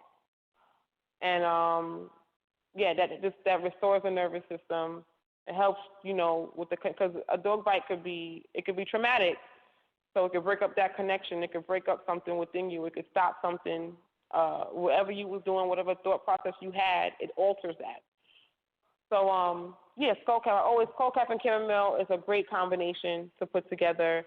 For people who need to stop smoking, skull cap and chamomile, smoke it, you know what I mean?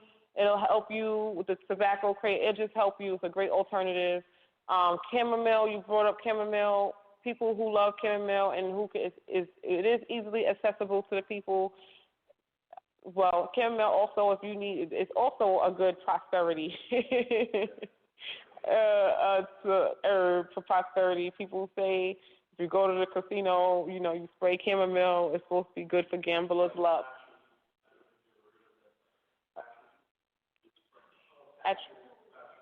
Patchouli, yes, patchouli. Albions love it's our herb, but Albions love patchouli. I love patchouli, but I don't love it as much as I should love it because I feel like Albions love it so much. It makes me go because every time, like patchouli is great for love and prosperity, and just it strengthens anything, any spell, if you want to say. It strengthens anything you're doing. It just makes everything more charming. So it's very interesting. Patchouli is very interesting. So chamomile is good. Chamomile in your hair is supposed to, keep your mate faithful. So, these herbs, you can use them, in different ways, and it's real, it's real. What else? And I did want to touch up on adaptogens. The word is adaptogens, adaptogenetic herbs. Adaptogens are very beneficial, and it's something that we need to learn. So skull cap will be an adaptogen. Adaptogens are herbs that help your body stronger over a period of time. So it helps you adapt to what's going on over a period of time. So adaptogens will help you. If you suffer from anything that's environmental, adaptogens will knock that out, like allergies. Allergies happen. We have a whole bunch of stuff out here. Right. Adaptogens help you,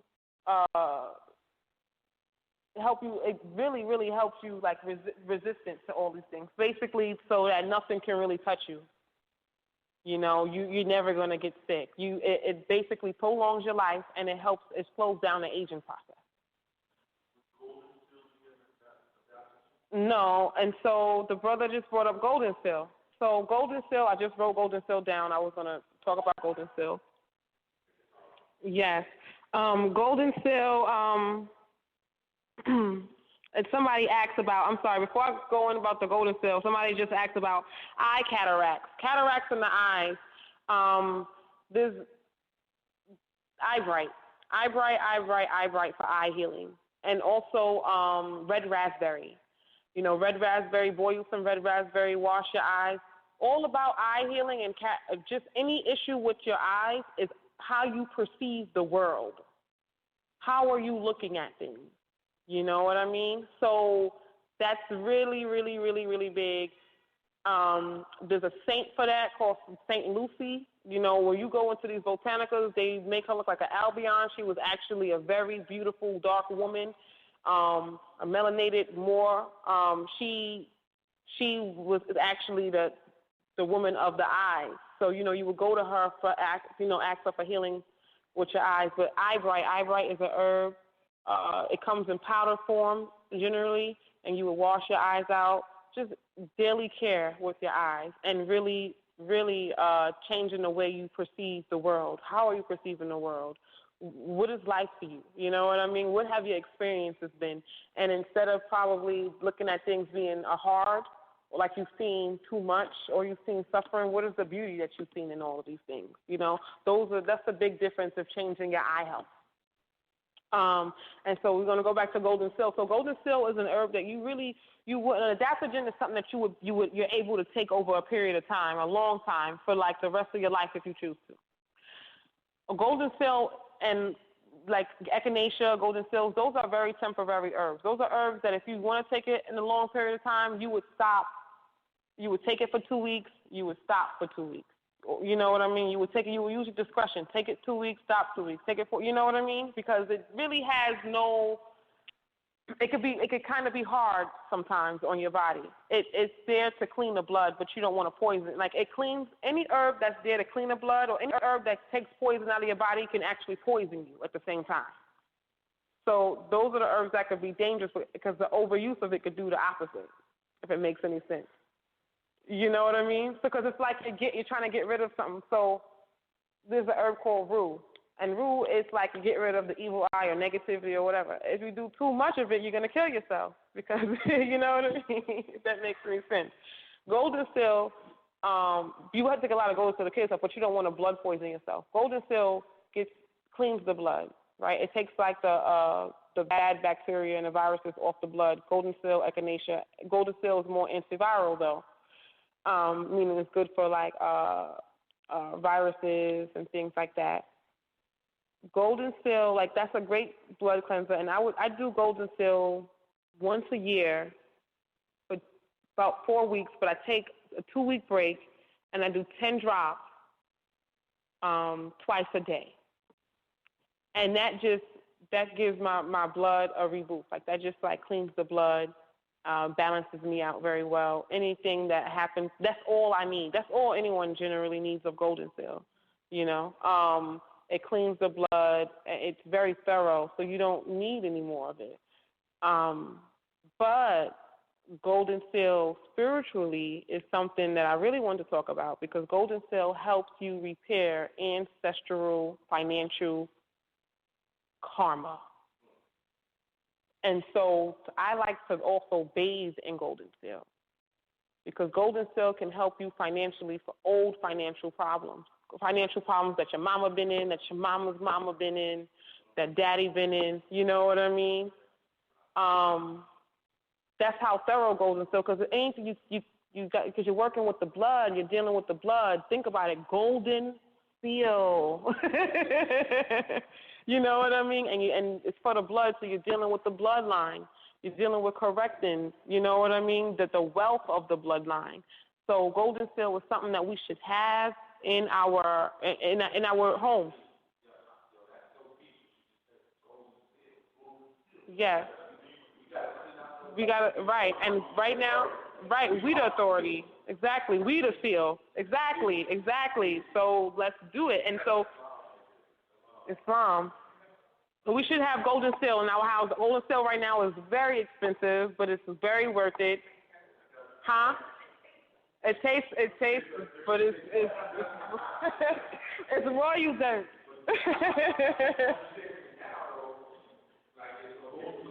Better, yep. Now that we know what it is, it's going to taste a lot better. You know, work with golden seal, put it on your altars, put it in your bath, get your tinctures, you know, do your golden seal for 2 weeks a year or 4 weeks a year, you know, get your golden seal on, you know what I mean? And you could bathe in it more than once, you know, throughout the whole year. You know, I always do golden seal I do golden seal like a few times. Huh? Mhm. And with golden seal is a powder so that you just put it in your bath water. You know what I mean? You don't have to like boil nothing and you don't have to do none of that. Yeah, the delicate parts of the plant, like the powders and the leaves, at least, again, you just have to steep it. Those are delicate parts of the plant. The only parts of the plant you want to boil are the hard part, the roots and the bark. So that's what and also what we should have, everybody should always have in their kitchens and their medicine cabinets is echinacea. And echinacea, some people put echinacea and golden seal together, but it's two different things. So golden seal, you wouldn't necessarily take golden seal when you're sick. You would take golden seal when you need to clean your blood, when you need to get the viruses and the bacteria. If you're going through any kind of toxicity with the blood, golden seal. Echinacea, you could do the same, but echinacea is for when you're sick. Echinacea is not it's for right now. And so when you're sick, echinacea helps you spiritually, echinacea helps you stand tall, right? You see how, I don't know if anybody know what echinacea looks like? No? Echinacea grows so beautiful around us. It can come in like a beautiful purple, sometimes pink flower, and the bulb stands up and the flowers, the leaves go like this. Let me find a picture of echinacea. Does anybody have a phone they want to share? Exactly what echinacea do, it grows exactly the way, it looks exactly like what it does. And yes, but just like standing, it grows far and it grows taller than any of the other plants around it. And so that's what it actually helps. It builds the immune system. It stimulates. It doesn't build immunity. It stimulates the immune system. So it makes the immune system react when you're sick. And so when you have a sluggish immune system, or when you're getting sick and you're always just getting sick and you're really sick and nothing is happening and you feel like you're going to be sick for 2 more weeks, echinacea will get things going. It gets things moving. It makes the cells respond. It makes the body respond to what's going on. So we all should have that because it's a brilliant herb. And that also, too, you could do an echinacea like the golden seal. You could do the same thing because it cleanses the blood. Yes.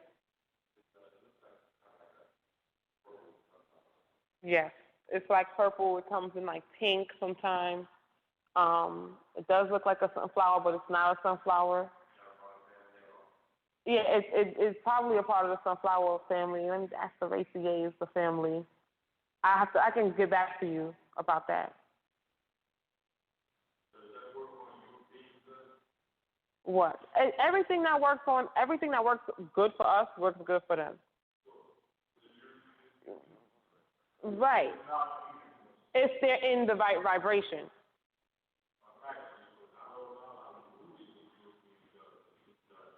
You say it again? You was rooted. Well, again, like they come from us. The brother is asking if it's good for the European, the Albion. Huh?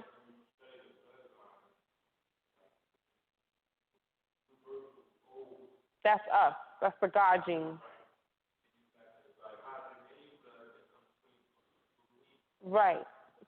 Really, this one blood type, right? Is old. Yeah. There's really one blood type, right? Everything outside of that is just we gotta clean our blood. Those are just the antigens from them, just the parasites, the toxicity, the environment.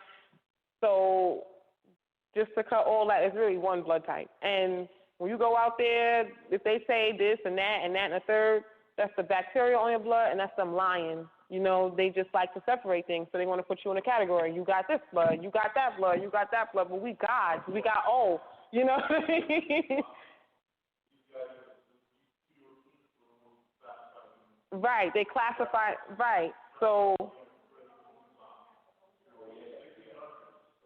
I'm sorry, sis. What I'm saying is that everybody has O blood, right? Yeah. Everybody has O blood. Over time, the foods that we've ate and that we continue to eat, these things and just the people that we're around and things that we let into our constitution, they attach to us. They attach to our organs. They attach to our blood. They attach to our tissues. And so it alters us. And so now you have O and this, O and that. and that. But really, you really are blood type with a whole bunch of bullshit. You know what I mean? If that makes any sense. And so that's just all a part of Frances Cress Welsing. You know what I mean? That's all a part of those. You know, she talks about those experimentations and things like that, and that's just all a part of that. If that makes any sense.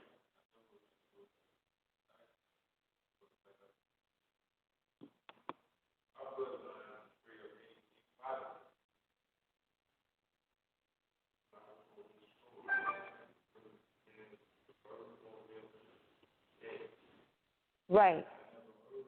But right, I get it. We've been told a lot of stuff. We've been told we was black. You know what I mean? we was told we were from Africa. We was told that, you know what I mean? Like, we was told so many things. Like, everything is the opposite. Like, really. Mhm.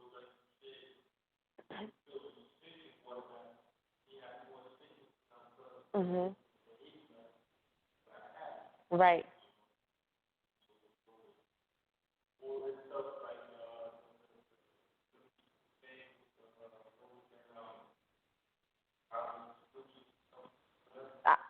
For what?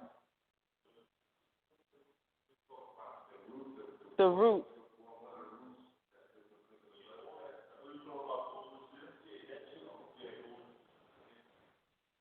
Yeah, golden still cleans the blood. And so that's what, yes, that'll work on you excellent. Yes, that's for our people. Yes, yes, sir. Golden still all day. Moringa is good. You know, I like moringa. I feel like moringa is one of those herbs that I use to get people into herbs, right? Like, moringa is great. Moringa is great because it has the effect where you feel it now, right? So that's, like, I like, right, it's a gateway herb, right? It's one of the door openers to get people, and it's quick, it's easy. They have it in so many different forms to where I got it in a seed, you can just chew it. I got it in a drink, you can just do this. You know what I mean? It depends on how you get the moringa. Like,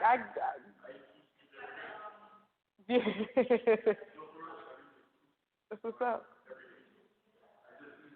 Yeah, it depends on how you get it. The sister asked about moringa. Moringa is a great plant. It's a great tree.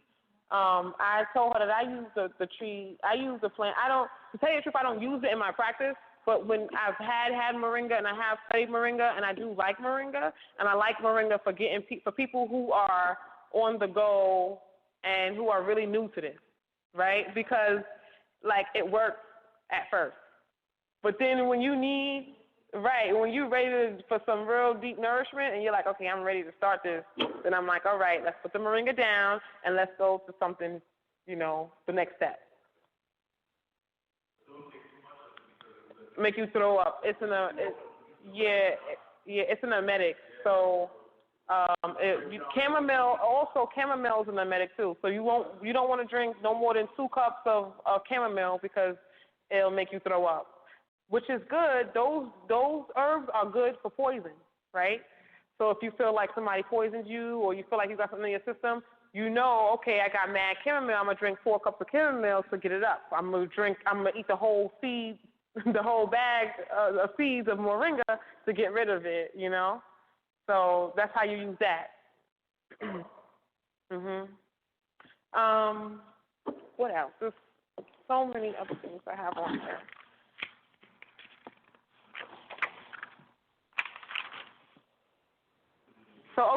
So this is the winter time. Definitely, I wanted to touch up on elderberry. Elderberry for the season is important for this season because it's I call it the herbal flu shot.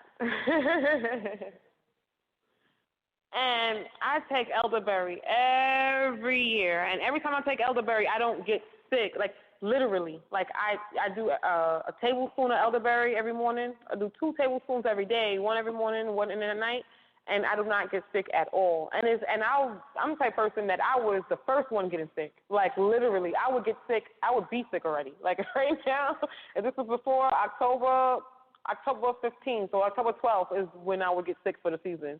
And I was always sick before the first person and always the last one sick at the same time. And elderberry, just the difference of the elderberry in my life just kept me so strong. And it's like as soon as I stop taking it, I get sick, you know. So I make a nice syrup. Elderberry is a dark berry, and it's loaded with vitamin C and vitamin K, and it boosts the immunity.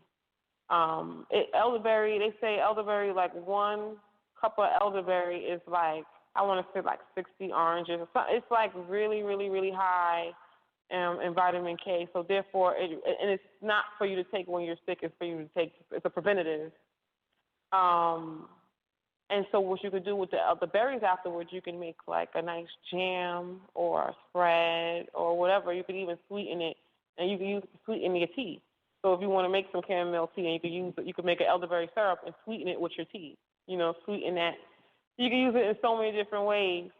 I sell elderberry if you want. I sell it in the berry, and I sell it in the syrup if you don't want to make it. And if you want it, the berry, I can sell it to you, and I can give you directions and instructions in making it. I'm actually having a class in Philadelphia on November 20th on making echinacea tinctures, elderberry syrups, and things like that, if anybody's interested. But elderberry is like the thing to go for. It's great for children. It's safe for children. This should be like a family medicine. And this should just always be in your refrigerator. I want everybody's email address because I have something that I wrote on elderberry probably like 2 years ago about everything about elderberry. I just was in the zone one day because it just makes me feel good. Spiritually aligns with Father Time, right? So that's like, but it's like the grandfather time. So it's like if anybody just needs to be balanced and just need their grandpops in their life, you know what I mean? That's the spirit of having your grandfather around and sharing his wisdom with you. It's very comforting. So that's like the spirit of elderberry, and that's why it's so like powerful during this time. Because when grandpops is around, you know too much to be harmed, to not be, get sick or not to get harmed or whatever like that. So that's where I think she told me. So I'm going to continue to go. Hold on 1 second. And thanks. Mm-hmm.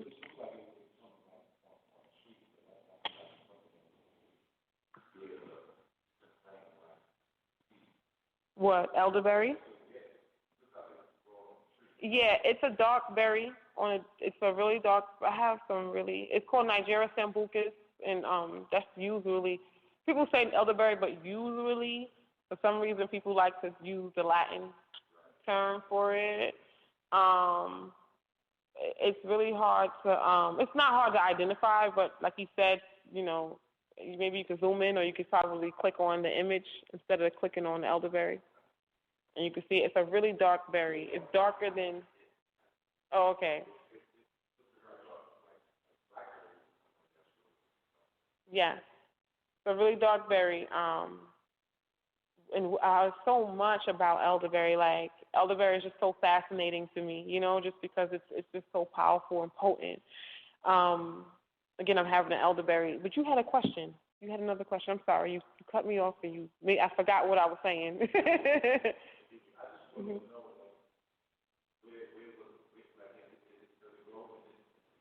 No, elderberry doesn't grow. It is cultivated. We can cultivate. It is cultivated in Prospect Park. I've seen elderberry and pokeberry, but it's from. I want to say like it's native to like it's somewhere in Asia. It's native to. Yeah, it's native somewhere in Asia. But I have seen it in Prospect Park. I have seen elderberry and pokeberry in Prospect Park. So, yeah. And hawthorn berries, that's not really, hawthorn is for the heart. I don't know why that came. Anybody got heart issues, hawthorn berry? Or just to balance out the elderberry energy, you would use motherwort for people who have mothering issues or need to be mothered or nurtured. Motherwort would be something to balance that father energy out. And that's good for the heart, and it's good for people who just need to take care of themselves. You know, like people who you want to say, God bless you, you know? You get them some other word to help them help themselves, if that makes any sense. And it feels good, too. Feels like your mother's around, kind of like, oh, now you got to do this, you want to put more clothes on, or you want to, you know, it's time to do, you know, brush your teeth or whatever, just, you know, basic things like that. Anybody have any questions?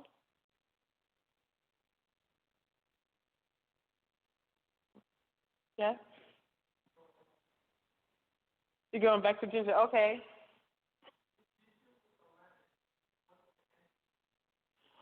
Ginger with lemon. Do you drink that? That's a good. I'm not a big lemon person. I'm a big lime person. Citrus. Yeah, I would do lime. I would do it separately. I mean, if you've been doing it like that, that's fine. It's fine, and it's fine. Like the ginger is gonna help things move, and then the lime helps get the flat. If I don't know if we're still on the phone, but lime. The sister asked about ginger and lime, or lemon. You asked, and I said I'm a lime fan because lime is better than lemon. Sorry about that, not to be, you know, biased against lemon, but lime, to substitute for lime, I use lime for everything. Like everything I use lime for. Lime is the only thing that I've found, and that people have found in the world, kind of, to clean the plaque out of your intestines. And so, like, lime just does wonders. Like, lime because it gets, like, out of my hair, it gets the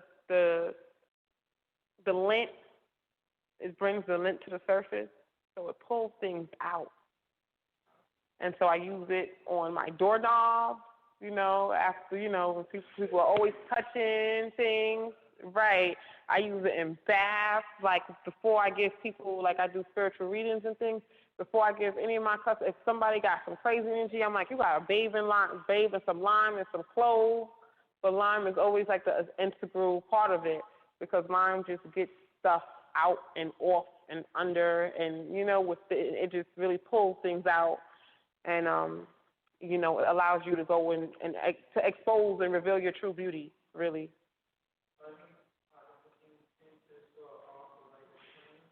Mhm. Yeah, I would do. Where's your arthritis pain? Is it for you?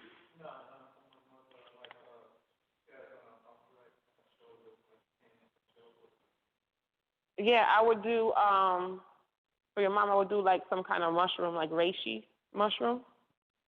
Again, it would be a conversation. It wouldn't be me just like, oh, this, because when we deal with holistic medicine, we're dealing at whole, right?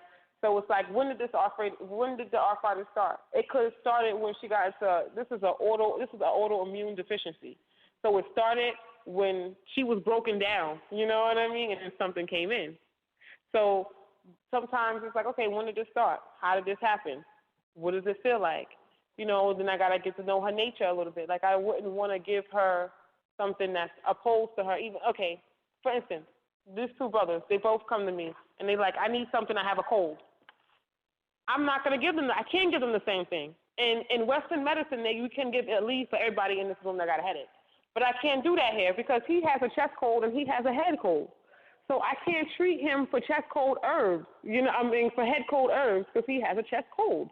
You know what I mean? And so herbs he gets more sick in his chest and in his lungs because he don't know how to speak up for himself. Things get stuck in that passage, right? And he got a head cold because he's an Aries, you know what I mean? And he's head first in everything, and he never covers his head, and he's always going head first, and he's very hot, and he's very fiery. You know what I mean? It's so many different aspects. So we deal with a whole person. We don't just deal with parts of them.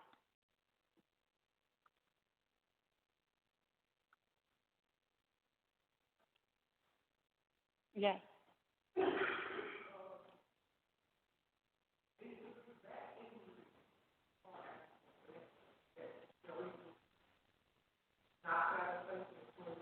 The disc.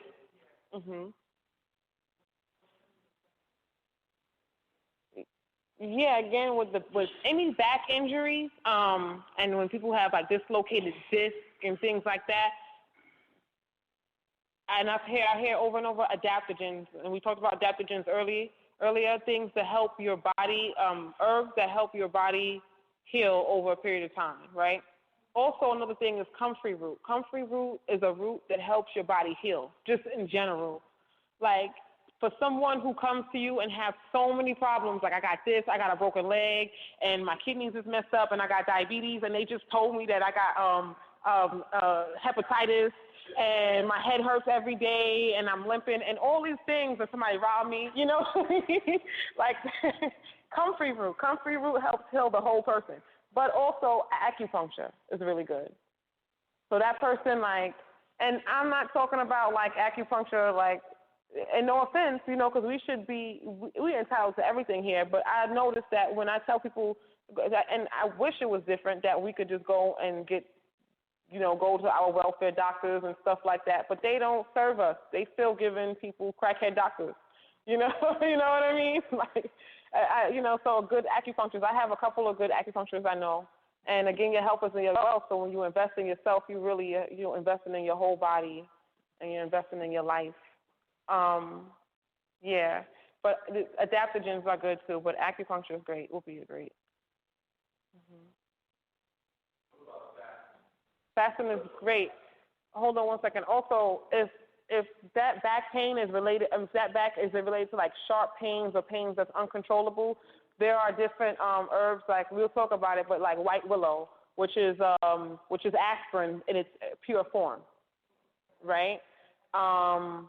And so that herb is really good. You could put like white willow with some skullcap, because skullcap deals with the nervous system, you know, so it deals with all of that and calming down the nerves, and that's essentially what it is, those nerves around, you know, those organs.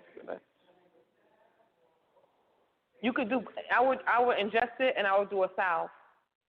Mhm. We don't want to attack anything. Yes, yes, yep. Yep. Yep. The white willow, you could drink. Mhm. You could drink it. Also, is it lower back or upper back? Okay. Also, there's this thing called, it would be a formula that I would probably put together, like a combination of that with devil's claw. There's a herb called devil's. Also for your mom, devil's claw is really good. But with those herbs, you just have to, like, again, talking to a person is really vital. You know what I mean? Because it could be a whole, like, nothing just happens, right? Nobody just gets hit by a car, right? This happened when they thought about that. This happened before that happened. So it's like we want to really get to the root of that thought, right? Before this accident, it was an accident. So we want to, like, we got to remedy that thought. Like, that's the remedy for it. You know what I mean? Whatever that problem was that they created, that's the remedy. Because, like, two people could have two of the same situations, but they will heal completely different. You know what I mean? Like, for instance, that person with the accident, that could have been that person's first accident, right? That would probably be if they wasn't their first, Mhm. And that's a big thing. So if we talk about two women, for instance, if I had two customers, two women that was raped, right? One woman, it was her first time she was raped. She only was just the first time she was raped. The other woman, she's been raped before, right? But dealing with them would be two different ways, because this woman, she kind of had her stuff. She was more grounded. This woman is dealing with trauma from trauma before, and she was ungrounded before, and that situation definitely wasn't completed. It was still open. So we're dealing with two different situations here. And we want to target the root of that. Like, what is the karma of this? How did we have to work with that storyline. You know what I mean? In order to, like, figure this out and what would be best remedy. Because it may have, that pain may not be associated to his back, right? but now the central location of it is in his back. You know, so it could be resort to like, yo, he needs some rest, and he don't know how to slow down. You know what I mean? And so why do he feel like he got to overwork himself? Right. And so now we have to go back to that belief system. Not being self-sufficient, because, see, being self-sufficient is different. That whole life of team no sleep, that's not self-care. You're not taking care of yourself when you do that. You could do that in the Beyonce world, right? Because you can. It works in that world. It don't work in all worlds. You know what I mean? It works in that world because it's needed. She needs people to love her 24/7. So she needs to do all these things. Right. Right. So I'm not getting on her at all. I'm just saying that, like, we take on these other people's beliefs thinking that we would never, right, this dogma, thinking this is how we do it, but it's the opposite. The universe moves very, very slowly. And in order for us to tune in, we have to move at that pace in order to hear it. You know what I mean? So what is it to lose to gain the world and lose your soul? You know what I mean?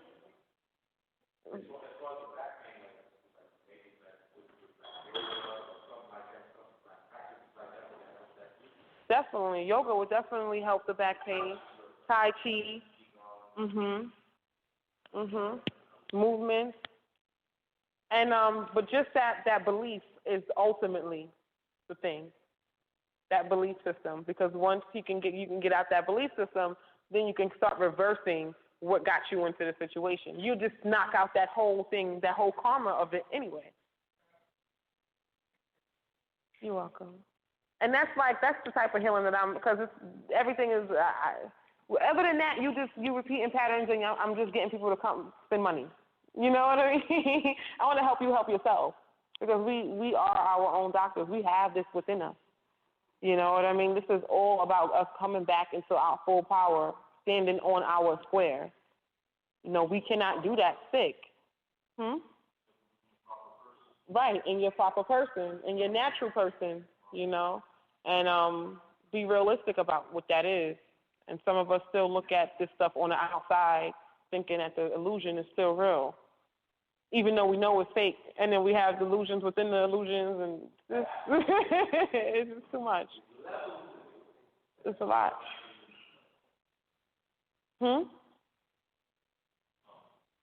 So if I don't know, everybody want to write down their email, I guess, and we can keep.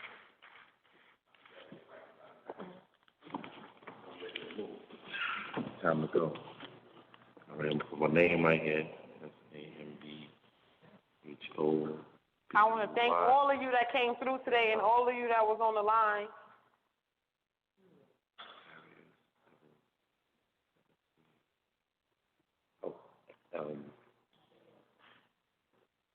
At gmail.com.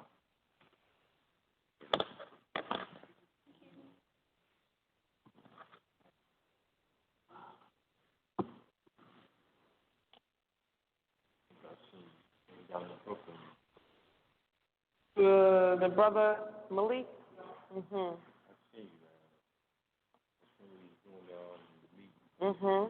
Back there.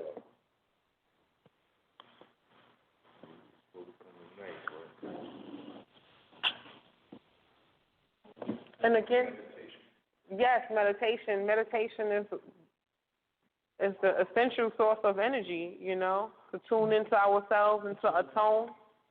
And people to atone, to come at once, to undo all the stuff. That's what atoning means. Atoning is to undo everything. Because when you undo everything, you can connect.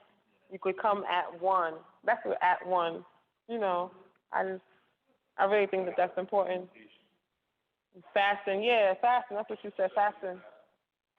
Yeah, we have to get back into those practices of fasting, because then the scarcity of food, when that happens, when they start shutting down we supposed to be growing our foods anyway, but when they start shutting down these grocery stores and things like that, we're going to have to go into that mode and we know how to fast. Nobody ain't heard you. Nothing. Oh, well, they just put their phone numbers? Everybody want me to call them? I'm going to call everybody up.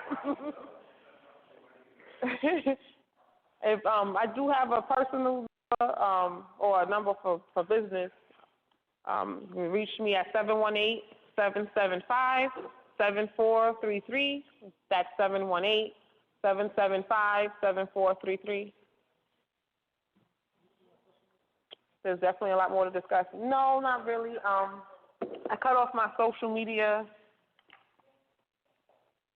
I don't know if I'm getting back on there, but I do have a website that's it's up, but it's down. I'm recreating it.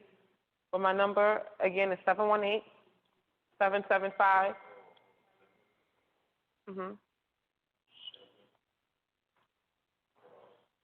7433. Kiru, Kheru. I am Kiru Despontes Il. Heru.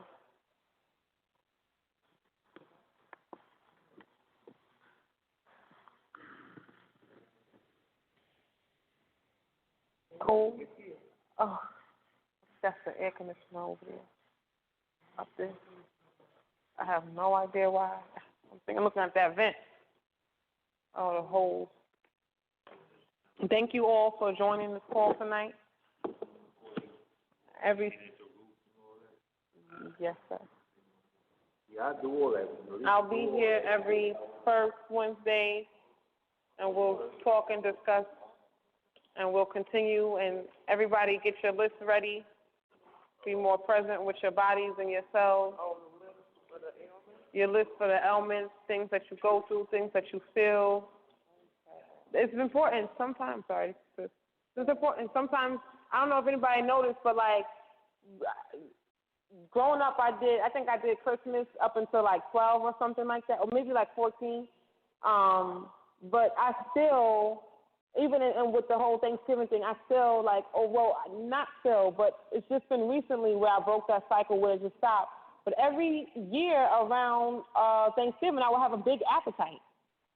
And that's because our bodies are used to eating so much around this time, our bodies still hold that memory. Thank you, brother.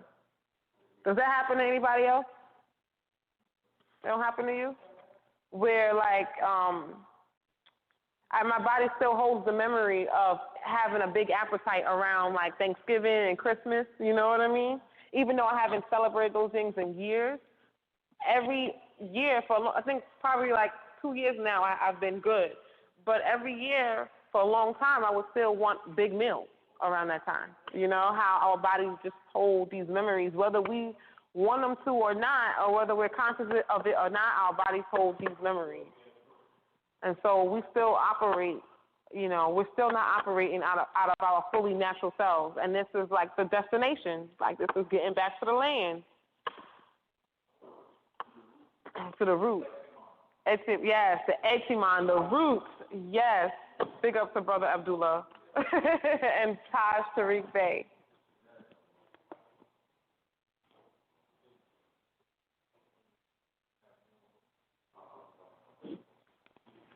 So thank you, family. Let's do this.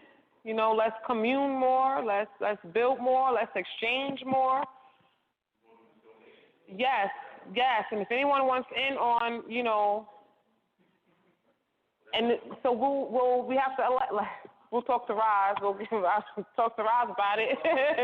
Roz will be here, inshallah, next week. Yes. Well, I don't know if I should, We'll talk to Roz about it, and then we'll get back. Yes, Roz has books. Thank you, Sambo Bay. I don't have any books on me. I don't have any books. No, not yet. Soon, hopefully.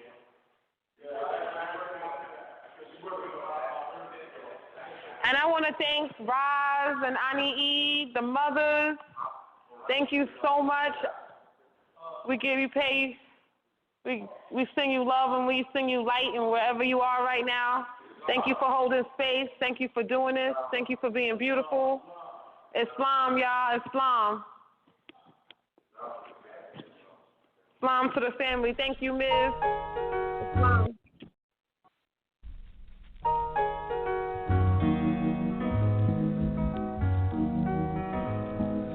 Wake up, everybody, no more sleeping in bed. No more backward thinking, time for thinking.